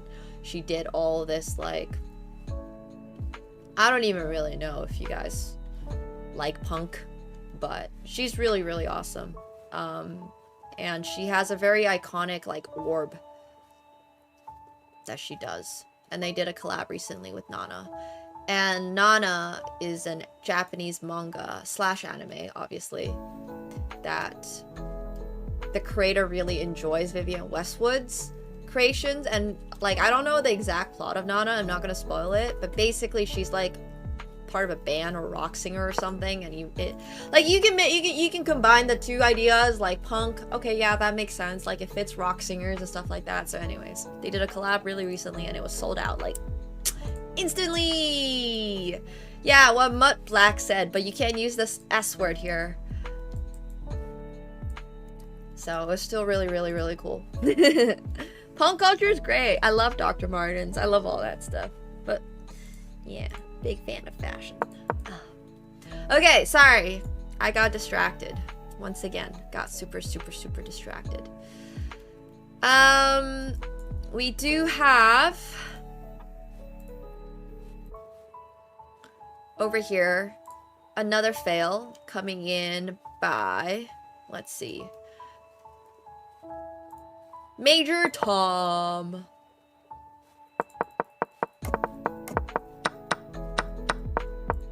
He's unbanned, don't worry. It was an accident. Ah, I love Cyberpunk Edge Runners. Speaking of punk. Oh yeah, okay, this game. This game is starting to come back to me now. So Major Tom was doing quite well. You know, has their rook on the 7th rank, for some reason doesn't take this one, is completely winning. Make no doubt about it, bro was winning the whole way through, easy peasy lemon squeezy. Opponent did not offer up any resistance to white capturing every single pawn, promoting every single pawn, and Major Tom really wanted to go for the Mona Lisa mate, which is apparently when you promote all the pawns into individual pieces, and then you move your pieces all the way back here, and then you checkmate. Thanks, Nega. So that's what Major Tom was going for over here, so obviously he still has 3 more pawns to promote, and to nobody's surprise, that's exactly what he goes for. And he's doing a really poor job of putting his pieces back to where they belong, And he plays bishop c2, all of a sudden stalemating his opponent, who only has 13 seconds left on the clock, and being up 2 rooks, 2 knights, 2 bishops, and a queen, stalemates his opponent. To absolutely my surprise, because I had already forgotten by this point that this game took so long to get to. I had already forgotten that this was supposed to be a fail and not a flex, and I was fully waiting for bro to accomplish the Mona Lisa, and then we can all congratulate him on his beautiful, beautiful win. But no, instead, this is what ends up happening, and now we can say congratulations on your fail. You played absolutely awful chess. So yeah, there we have it. You're welcome. All for nothing. It's so sad. It is beautiful. Very true. Very, very true. But yeah, it's kind of fun, you know? Like, this is the type of stuff that happens when you go for things that you're potentially you were messing with your opponent a little bit too much, right? So, justified in some cases. All right, next up, we got this game coming in by Alex. Not the biggest fail in my opinion, although it is played by 1900, so that makes it a little bit worse. But this 1900 actually ends up being up a rook straight out of the opening, because the opponent has just decided to punt, for lack of a better word. They have decided they're going to lose this rook. But obviously, this game wouldn't be on Flex Friday if this was just a win with your opponent blundering a rook. And that is why it's here on Fail Friday, because for whatever reason, they just decide to throw away basically their entire advantage and more, and also give up this rook for whatever reason. I do not fully understand. So yeah, this was just a really, really, really bad game after such a good start. And when you are 1958, you know, I just have higher expectations for you, because if this is the type of game that you're playing at 1958, should I be a little concerned? I should probably be a little bit concerned. I've seen 400s play better chess than this, guys. I've seen 400s play better chess than this. Okay, next up, we got this game by Prakar Sucks at Chess. To nobody's surprise, they did submit a game that is a fail. At least they're staying very true to their own name, which I really respect. They actually didn't play that bad of a game. I wouldn't even say they suck at chess. Like, they were up an exchange out of the opening. Obviously, the opponent sacrificed, and now they're up even more material, and they successfully bring their piece back and all that good stuff, and now they're up a whole minor piece. However, this part does get a little bit sketchy. I would not say that they did a great job defending against their opponent's attack. So yeah, for reasons I'm not even entirely too sure of. I don't know what happened in this middle game. Like, I really do not. I don't know what helped them, what could have helped them, except maybe like just being a little bit more aware that the opponent's attacking on the king side. Like, if your opponent is moving all of their pieces over to the king side, at some point you want to respond to that, right? You can't just be like, la-di-la-di-la, let me just do my thing on the queen side forever. At some point, you actually gotta be like, well, my opponent is trying to attack me. I need to probably do something about it. And I know this is a difficult concept, but that's just kind of how chess works at some point. You can't just ignore your opponent forever. It doesn't work that way. Gotta, at some point, respond. So, yeah, there you have it. Okay, cool. So, that's Prakar's game. And then for our last fail of the day, we have this game by Brilliant. And Brilliant played a game that was honestly the opposite of brilliant. How do I get this off? Okay, there we go. Getting better at defending is super important. A lot of people are really bad at defending. But That's not surprising, right? Defending is annoying, defending is boring, defending doesn't feel instantaneously like, you don't get instant gratification out of defending. They even make a brilliant move over here with bishop takes g3, because if knight takes, there's knight to f2 with a fork. So that's always good.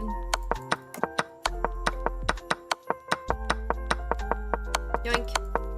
And then for whatever reason here, they decide to, while being up the exchange and 3 pawns and the opponent's king being really weak, they decide to throw away their rook for a bishop, which is already not a good move. Blundering a rook at the same time, as well as blundering checkmate and 1 on top of that. Sorry, not checkmate and 1, but like back rank mate. So yeah, you guys get to decide which of these games deserves the worst fail price of the week. And yes, it is up to chat to decide. So who deserves 25 bucks this week? We have Major Tom. Look at those beautiful, beautiful arrows. We have Alex, 28. We've got Pruck. Har sucks at chess. Brilliant. And we have, wait, am I missing one? Major Tom, Proktar, Alex, Proktar, Brilliant. Wait, I'm missing one. Who am I missing? I'm missing Connor McChicken. And Connor McChicken. Why did that game get removed? What the heck? My bad. Let me pull that up again. And Connor McChicken's game was just truly abysmal. Truly, truly abysmal. Like, being up a queen and then blundering mate in 3 in this position of all positions. Like, you don't even think there's a mate in 3 possible in here. So yeah, anyways. Those are your options. You only get 1 vote each. So vote for whichever game you think is the most disappointing. Yeah. So make sure that you guys are voting, because you're deciding the fate of somebody's lunch. Somebody here is gonna be eating well tomorrow, or they won't. So put your vote where you think it should go. Or a nice bottle, or well, $25 US is not probably getting you a nice bottle of wine, unless you're living in like Burgundy or something, or France, but sure. Yeah, exactly. You're paying for somebody's McChicken meal. But you are allowed to vote for yourself. You can absolutely vote. Yeah, well, you're in Alabama, so like it's gonna be a tough time for you to get wine there. I'm sorry, regardless. I was thinking more people who are living in Europe. If you're in Europe, $25 can indeed actually get you a decent bottle of wine. I'm not joking. Wait, you're not in Alabama? Damn.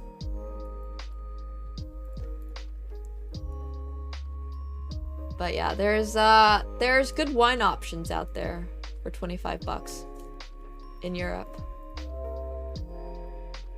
$25 also does go a long way, just in general, in like a lot of other areas of the world. So yeah, fun stuff, fun stuff. But yeah, if you guys have any strong opinions of who to vote for, make sure you are voting, because once again, it's also just fun to participate. You know, you have the satisfaction of knowing that your vote counted for something today, and you might not have been able to influence the leader of your country, but at the very least, you're able to influence who won some money, or lack thereof, today. Whatever helps you sleep better at night. I don't know. Maybe you're doing it out of spite. You do you, bro. So yeah.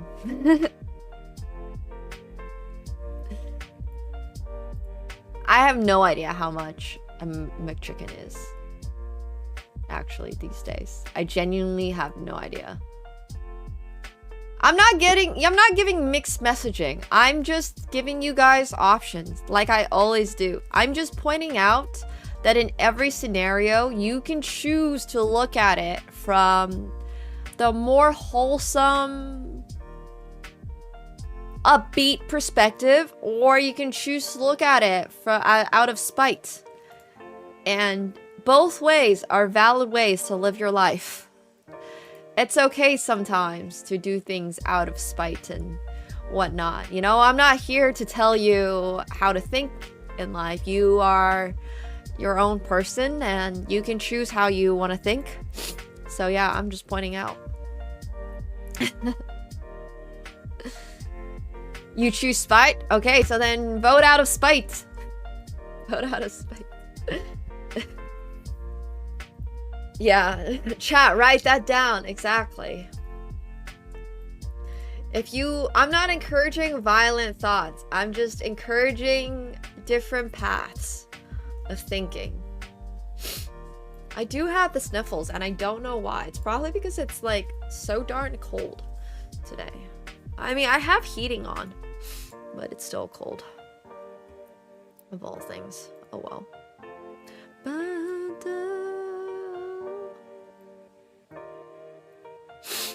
Sniffly. Ragnar also sucks at getting votes. You are allowed to vote for yourself.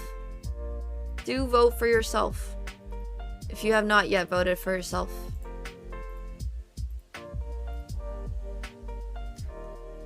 Pump up those votes.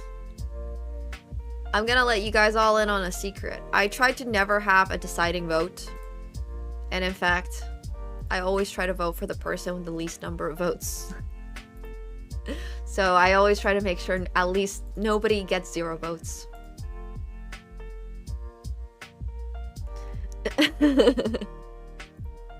Catsko is definitely evil, man. I don't know. That cat is evil.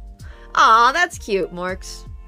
Well, it's not that I don't like the responsibility of decision. I just feel like if somebody is going out of their way to participate in today's activity and they're putting themselves out there, and like, you know, I know we have a lot of extroverted people in the community, but we also have a lot of introverts in the community and stuff, and like, you're putting yourself out there.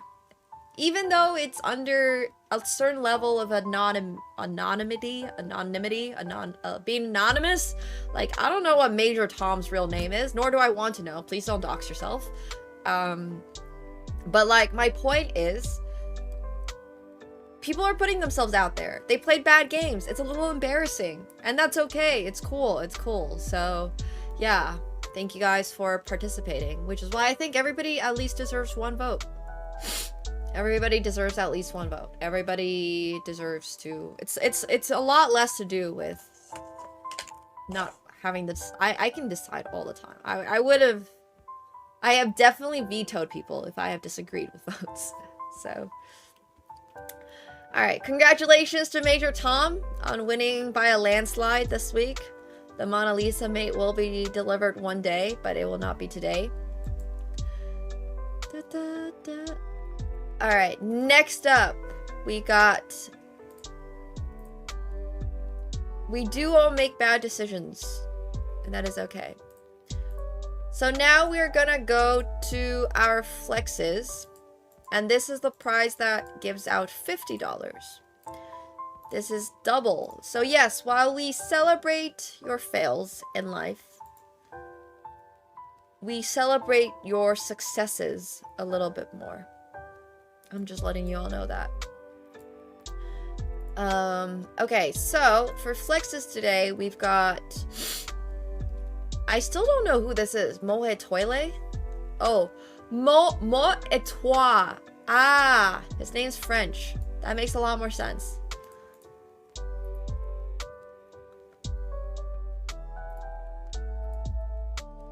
Alright, we got 5 flexes for today. We're going to celebrate Boxing Day by giving out 50 buckaroos to the best game. I don't really play chess tournaments anymore. And I've only played like 2,000 games of chess this year, which I know is still a lot. But like, it's way down from my previous years, which is crazy stuff. So.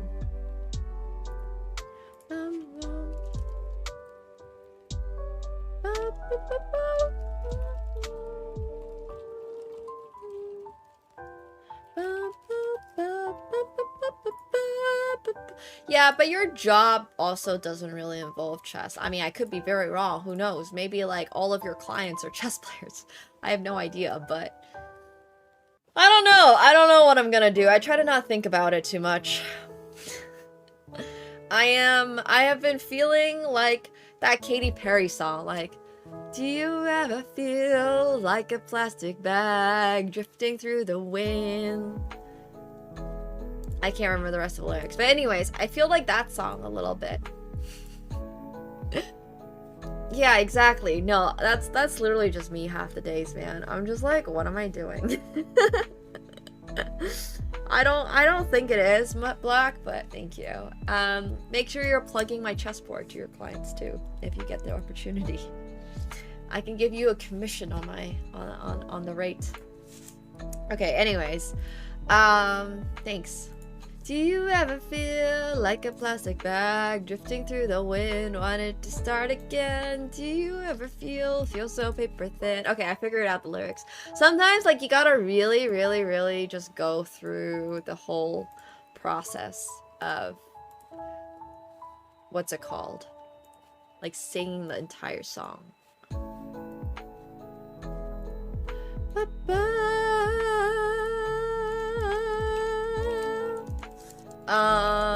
Alright, sorry, back to Gary's game.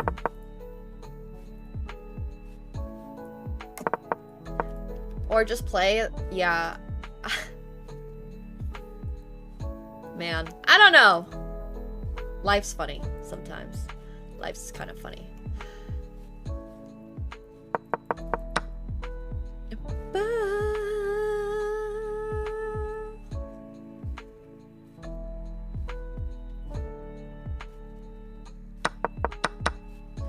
Oh yeah, this week's theme was pawn structures, so we were encouraging people to play really interesting pawn structures.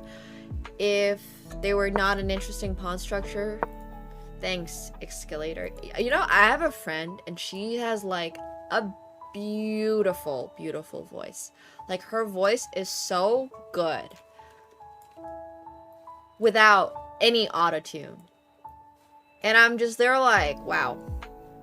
Seems like a nice skill to have. Like, it's so much more applicable. Sometimes I'm just like, I don't know, man. Singing is so cool. It's one of those skills I do not have whatsoever. Like, zero. Literally zero. I cannot string together. I'm not even tone deaf. That's the worst part about all this. The worst part about all this is that I have like 10 years of music education. I did 5 years of piano, and then I did 5 years of like orchestra. I went between flute, I played the trumpet, like, I have been through the whole process. I did 5 years of piano, like I mentioned, and I'm just still, I cannot sing to save my life. I cannot. I don't know why. But yeah, anyways. It just is what it is. It just is what it is. It's fine. So... it's not that I don't even have, like, I have musical education. I can read sheet music. I can understand choir. Like, I can literally, like, I can read choir books from, like, the church, because I used to do that as a kid. No singing. No singing, though. Not for me. Yeah, I mean, I definitely need a singing teacher. I can hit the notes. It just sounds like I have so much theory, I just can't apply it. It feels very much like life sometimes. Like, I have all the theory, but... hell yeah, Bido! Slay. I wouldn't say I went to church to go to church. I would say I went to church because there was a lack of other things to do in my city. Yes, exactly. It's like I studied sports kinesiology, but I can't dunk a basketball. Yeah. No, it's literally that. I've watched so many hands of poker. I have learned from so many coaches, but I still can't play the game sometimes to save my life. Anyways, that's all good. So, yeah. Selena Gomez is so cool. I love what she's done with her career.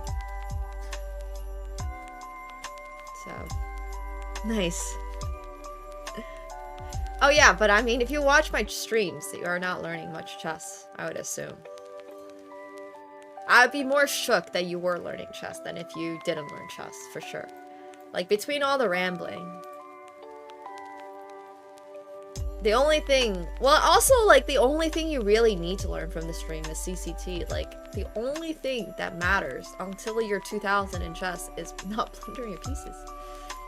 So... I mean, I can be a good teacher. I just don't really apply myself all that often. Like, what's the word for it? Like, the activation cost for me to become, to be a teacher is just sky high. Like, I only do it for specific events. For, like, very, like, PogChamps or something. Like, very specific events if I get invited to be a coach. You cannot afford me, nor do I think it is sensible for you to afford me.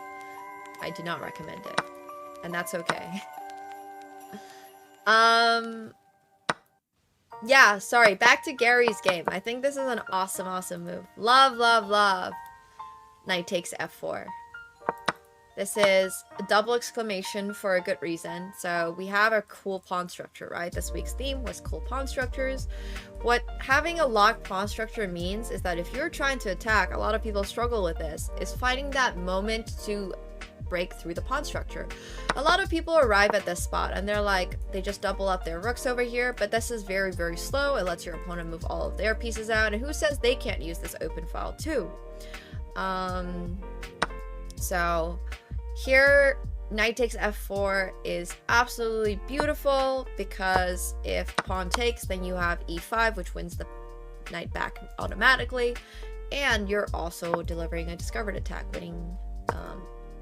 weakening your opponent's king. So sacrificing the horsey again, earning himself another double exclamation with rook to g1. We got a little piece sag, we win it back. Rook to g6 is not the best move, that's okay, it's a bullet game. And this is the cherry on top, where Gary removes the defender, plays rook takes g8 with that double exclam, a third one for the game. It removes the defender on the queen, and it does it with check, so the queen cannot take this queen, right? And instead loses the queen, and now it's just checkmate. So yeah, it's beautiful. Good game played by Gary.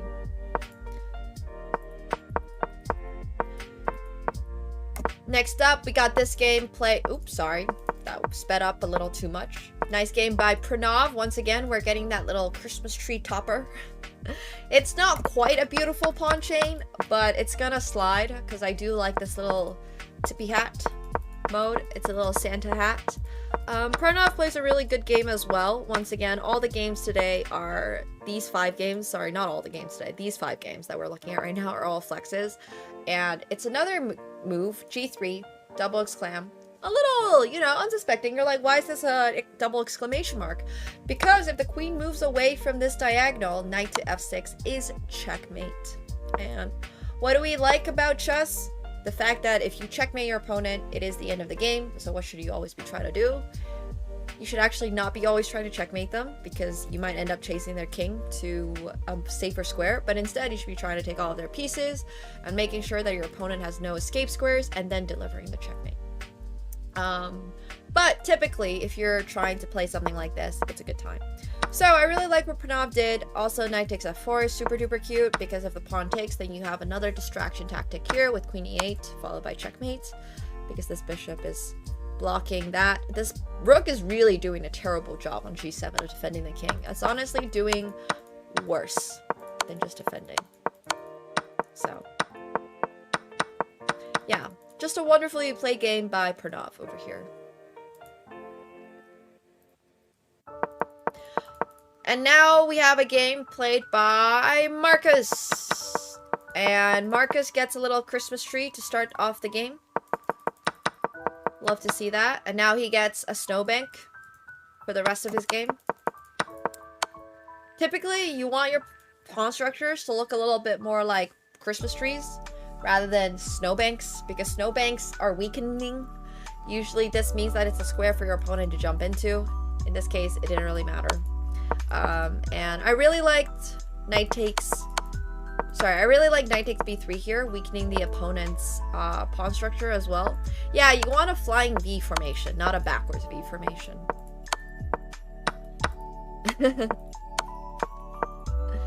And then this was just really well played game. I really like this one. Super clean, super beautiful. Just ended up trading off everything, being up that bishop, going into this endgame as an 896, being up. Well, actually, not up a pass pawn, just having a pass pawn. They were able to close it out when this rook at the very end does not let their opponent promote. In fact, gives up their rook for it to guarantee they cannot lose this game, possibly. And yeah, instead of stalemating, delivers checkmate. So it's a nice game. Merry belated Christmas! Merry Christmas. Alright, next up, we got this game by Kako. So Kako plays another wonderful middle game. King is in the middle of the board, no problem. Gets a free pawn. Ends up wrapping over everything onto the king side, which I love. Has this beautiful, beautiful pawn structure, a 5 pawn chain. A 5 pawn chain. How wonderful is that? And then we got bishop takes h3 with the double exclamation mark. A little Cypress gift, opening up the king side even more. And then another double exclamation mark, sacrificing the bishop. This is actually a little evacuation tactic, so you're trying to give this g7 square to your rook with a tempo, because once you swing the rook over, the white king is absolutely naked and gets like basically back rank mated, right? If you think about it, if you flip it, like I believe this actually has a specific name, but if you look at it from this perspective, it's basically a back rank mate, so it's like a back rank mate essentially. Alright, last but not least, we have Moi et Toi. At 1300? I don't think so. I think that's a pretty... Once again, you're showing off your best games here, right, tonight? Like, bro did not submit a game where they didn't play well. Obviously, they're submitting a game they played well. That's the whole point of today. The whole point of today is that you're supposed to look like a smurf. Okay, so we have this game by Moi et Toi. Yo, Hema! What do you want the board, color, and style to be?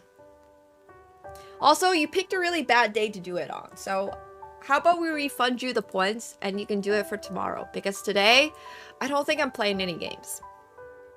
So you can set it for tomorrow. Okay, misclick anyways. Nice.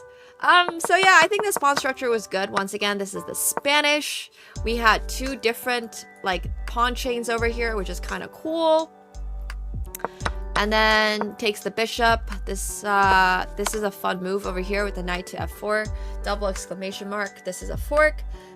It loses the knight, but it does let you play g takes f4, which now opens up the 2 rooks again. Where did we learn this trick from? We learned it from Kako's game. If the opponent's king is weak, it's very likely to get checkmated. I also like d5. This is a great move for breaking open your opponent's pawn structure. Once again, these like pawn breaking moves like bishop takes d4, once again, another double exclamation mark, is just so good because it lets you open up the position and lets you checkmate your opponent. And that's exactly what Moi et Toi does, which is nice. So yeah. Make sure you guys are voting on which game do you think who deserves 50 buckaroos this week. We have Gary Kaspivarov. I can't type. We have Pranav. We've got Marcus.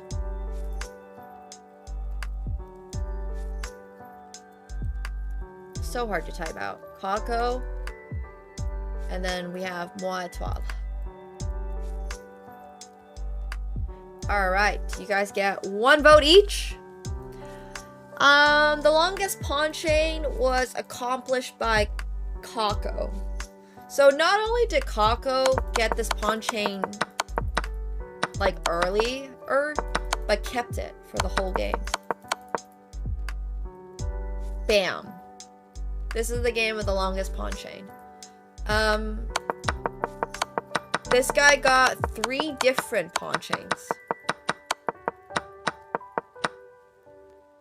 Bam, bam, bam. Which is also pretty cool. Yeah, 5 pawn chains is pretty sick. This guy, well, 892, got a little Christmas tree to start, and then played a really good game. And then we also had Pranav over here, who got a little snow cap to start the game earlier. And then we also had Gary over here, who found knight takes f4 to sort of melt this pawn chain. The one with the pawn brilliant at the end, probably Moi Etoile. If you're thinking about it, this one. Here. With d5. Breaking off another pawn chain. So many pawn chains, all the pawn chains. Wait, do we have a poll going? Did I cancel it accidentally? Why can I not see it? Oh no, I do see it now. I had to refresh. But yeah, if you guys have not yet voted, make sure you do so. All the games, I think, were really good. A lot of people deserved a vote. So make sure you guys are voting if you have not yet voted. If you're watching on YouTube, make sure you're voting on Twitch. And don't forget, the best game does win $50. Does it not show up? Let me unpin the other thing, and then maybe it will show up. Does it show up now? I see people have voted.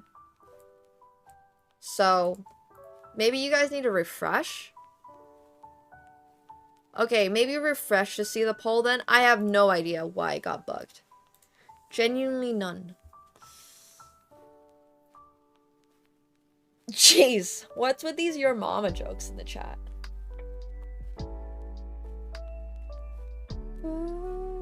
Yeah, I have no idea what happened. But if you can see it now, do make sure you're voting. Oh no! We might need to restart this poll. So, you already voted 3 minutes ago for that melted snow cap? Cute. Yeah, I don't know. Alright, it looks like it's working now, though. Just refresh, guys. Just refresh. Here, I'll type it in the chat in case people are lurking. Refresh if you can't see the poll! Yeah, you can win 50 buckaroos for free. How great is that? It's pretty insane. Is there anyone I like in the voting options? You have Gary. I'm not saying you like any of these people. I'm just telling you those are your options. Are Gary, Pranav, Marcus, Kako, and Moi Etoile. Since Moi Etoile is French and you're British, you're probably not voting for the French guy. Just based off of, like, you know, Eurovision and all that stuff. Brits never vote for the French. But there is a Brazilian here. I think Marcus is actually British, but they have a Romanian flag for some reason. Pranav, I believe, is from India, but lives in the UAE.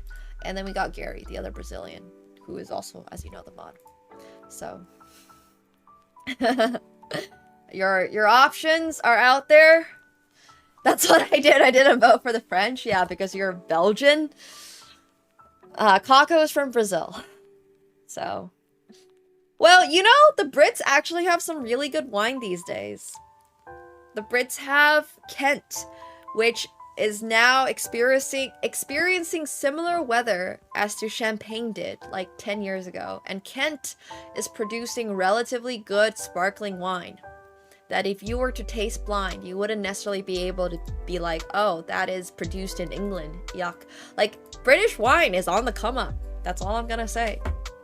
It's on the come up. All the Psalms in the world are raving about British wine these days. The best British dish? Dude, I've been to Core by Claire Smith, which is Like, Claire is one of the top female chefs in the world. She's really awesome. She's done a lot for British cuisine. Oh my gosh, it was so freaking close. 1 vote difference. Moi Etoile, congratulations on winning 50 buckaroos this week, as Gary gets a very, very, very close second in this week's Flex Friday. And thank you so much, Blown Up Sleep, for the 5 gifted subs. Are you from Kent? If you're in Britain, by the way, I would actually recommend you guys to check out wines from like local regions. Because of global warming, it's getting a little too hot in France, and it's becoming closer to that type of weather in England. So you guys are actually getting peak growing regions now in England. So I'm just letting you all know if you live in England. And if you don't like wine, I do not have any other fun facts for you. I don't know enough about beer or whiskey or anything. All my fun facts are on wine. But yeah. I think if for people that don't like wine, you maybe just haven't had the right ones.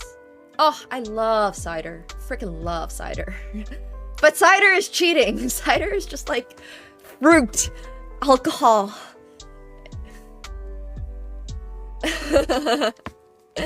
True, uncultured. It's true. Wine PTSD. Well, if you're British, you probably also drank boxed wine at some point in your life. So. Like, I have heard horror stories from people who used to, like, the Brits over drinking and stuff, whether it was in Lisbon or at home or on vacation somewhere. But I have definitely heard horror stories. But I would say that's more on you as a person than it is on wine. Like, that is your fault. It's your fault that you drank boxed wine, and your fault that you drank way too much boxed wine. So, anyways. But yeah, congratulations to the Frenchman, Moi Etoile, on winning this week's Flex Friday with their 4 on paper. They did have 4 double exclamation marks, which, you know, beats out the 2 over here, which is still beautiful pawn structure. Special mention. You guys all played really, really, really good games.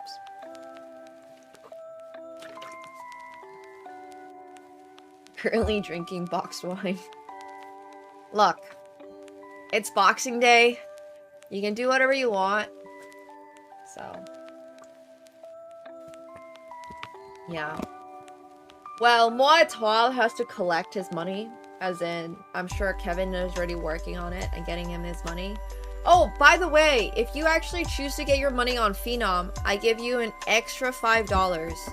So, if you have a Phenom account, which is the poker site we play on and are partnered with, you get an extra $5 buckaroos, which means instead of 25, you get 30. And instead of 50, you get 55. But yeah, other than that, if you won today, I got a hair stuck on my upper lip. Make sure you are responding to the mod's DM, because if you don't and you don't have PayPal, you're not getting your money. But do respond to them if you want to get your money. So, yay! You should join. Are you playing on Phenom with us? I had Cab Sauv yesterday. I actually had a Cab Sauv from Ontario. So, I do not have Cash App or Zelle. I am not American. I'm also just not.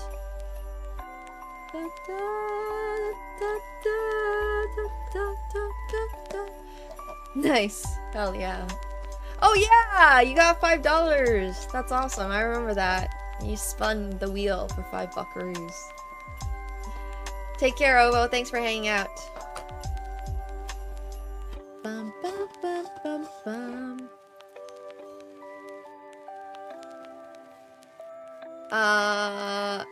Oh, aw, you're a kid? Yeah, we can send the money to your mom.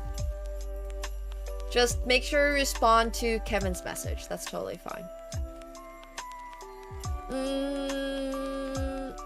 Oh no, Mickey, I'm sorry to hear that. Oof, that's tough. That was a great game, buddy. You played really well. How does living in Canada compare to other places I've lived? I mean, it's fine. I feel like I should have embraced living in Ontario a little bit more. I mean, I kind of embrace living in Ontario. I don't know. It's been very, very, very, very snowy recently. And I don't love snow, and I don't like the cold very much. For context, I grew up in northern Finland, and I got tired of the snow by the time I was like 11 or 12, and I was just like, bro, it makes life so complicated. Like, going outside in the winter requires 5 different layers. I lose my gloves all the time. Like, having to hang up your jacket, and then when you get home, your boots are wet, and then it gets sloshed on the ground, and then you gotta clean it up because there's salt, and then it's gonna stain. So anyways, my point is, it's like pretty freaking inconvenient to live somewhere with a lot of snow. Like, it's really inconvenient. It's also more expensive because you gotta buy winter jackets, you gotta buy like snow gear, you gotta buy like beanies, you gotta buy gloves, you gotta get, yeah. So Canada is pretty cold. Oh, and the car, oh my gosh, when I was living in Finland, you had to like have your car heated up before you drove outside, otherwise your car was never gonna start. So yada yada yada. But yeah, and then you also have to wear like clothing under your clothing because otherwise it's too cold. That was literally like my vlog from today. I made a vlog today. Can I restart it? I made like a mini vlog today of yesterday. This is literally my yesterday. And like as a kid, can I pause on Instagram? Yeah, I can. But like this is what I wore as a kid. I would wear like these full onesies. Like you had to wear a onesie basically because if you let any cold in, it would be so darn cold.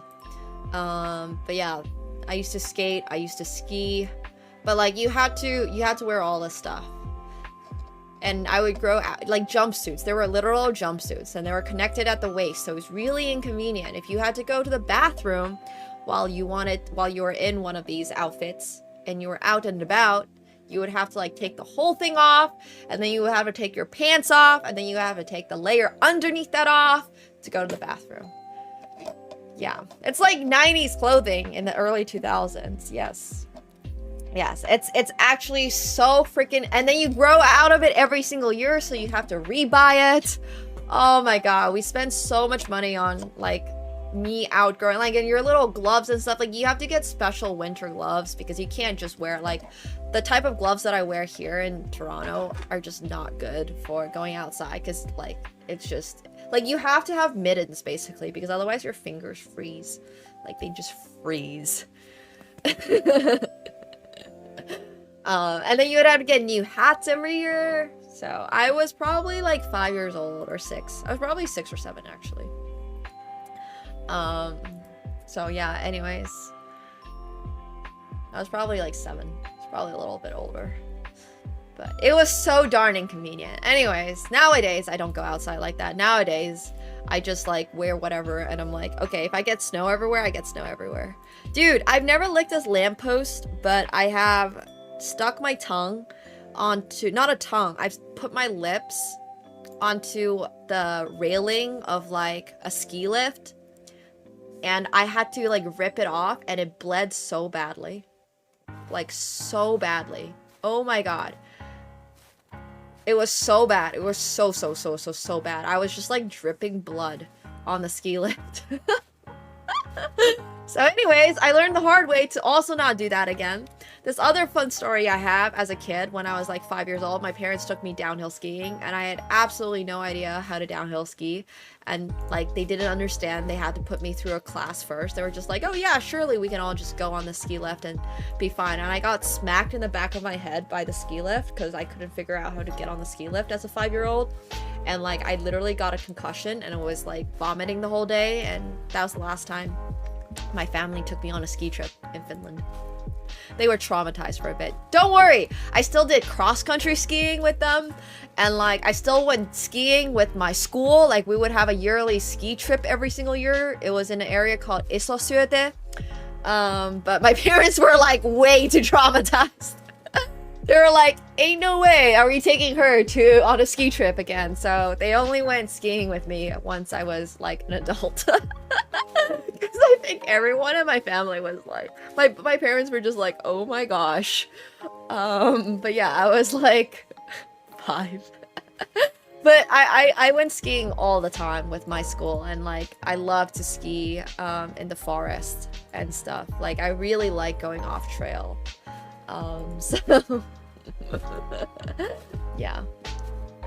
Anyway, skiing with my family. Ski lift, not the skis. I got hit in the back of the head by the ski lift, which is a lot worse than getting hit by some skis. So, yeah. There are no reindeer in Ontario, but I did all the generic, like, Finnish activities. Like, I went to Gemi. There's this area north of where I used to live as a kid called Gemi, which is basically it has an ice castle, like a castle made out of ice. Do they? Well, I've never been to the parks here, so. Yeah. But I used to cross-country ski a lot more. I like cross-country skiing. It was very good, healthy exercise.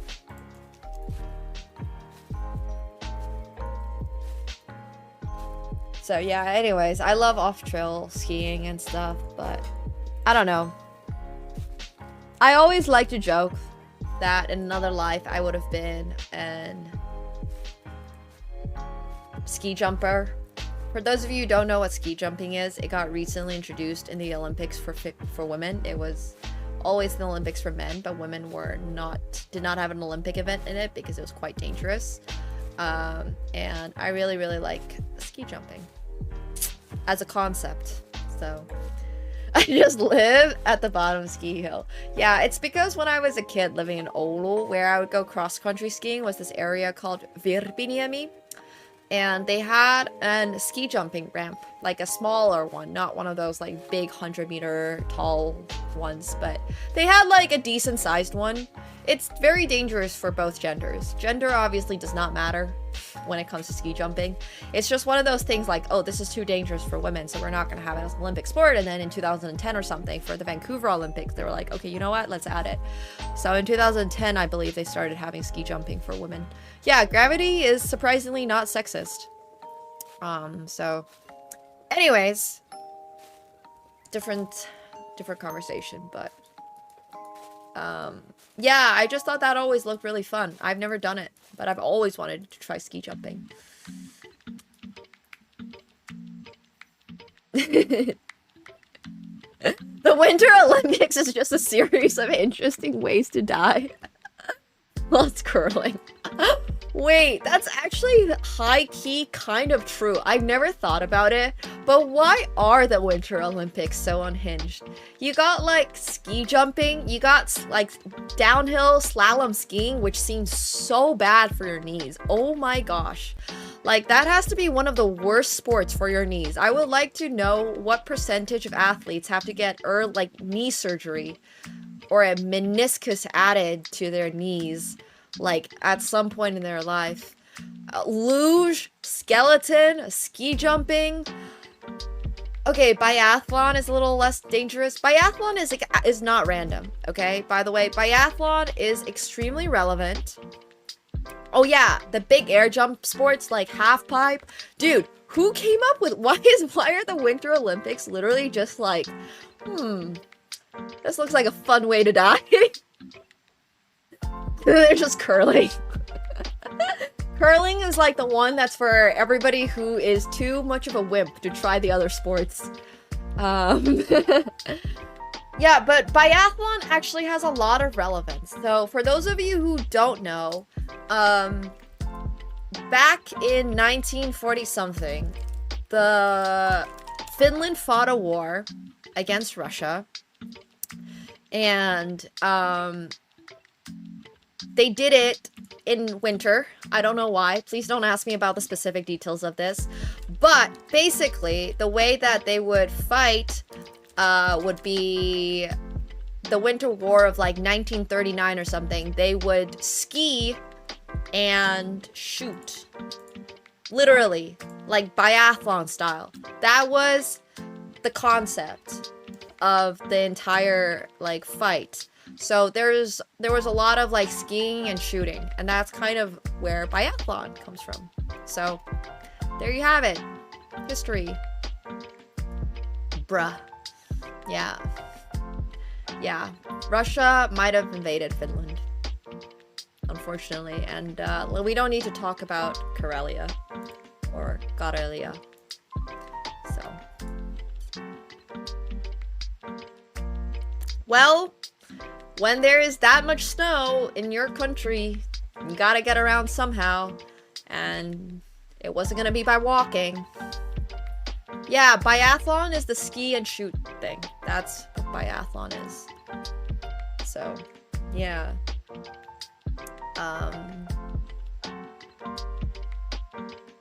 Finland had literally Simo-Hauha to defend the entire country.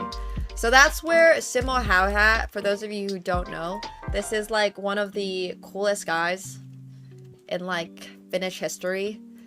He was known as the White Death, and he was a sniper, basically. And like, I don't know about the specific guns. I can't tell you what this exact rifle is, but he's believed to have killed more than 500 people in defending Finland. And how did he get around? Well, he got around on skis. And he actually lived until 2002. So he lived a pretty long time too. I think he passed at 92 years old. And he's also included in he's like inspiration for Sisu, which if you have not yet watched, it's like a really good film. It's in Finnish. Yeah, Sisu. Sisu is obviously a very like John Wick type movie, but so he never used a scope to avoid. That's crazy. Sisu is so good. What are you talking about? Yeah, arguably the best sniper ever. Sisu is so good. Wow, there's actually specific dates.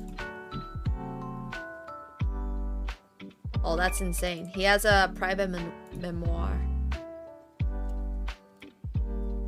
An epic rap battle just came out with the White Death. That's crazy. He does get brought up a lot. So.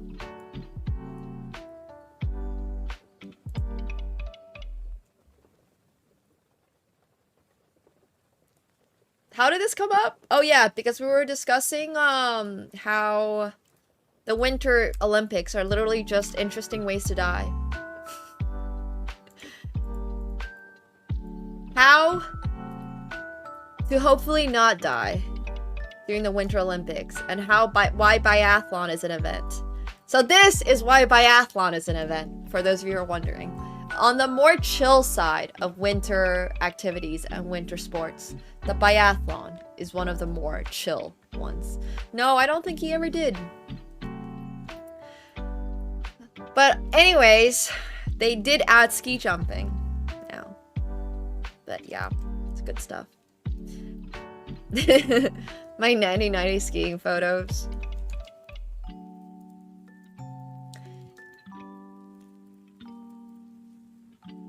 Yeah, it's a really nice jacket.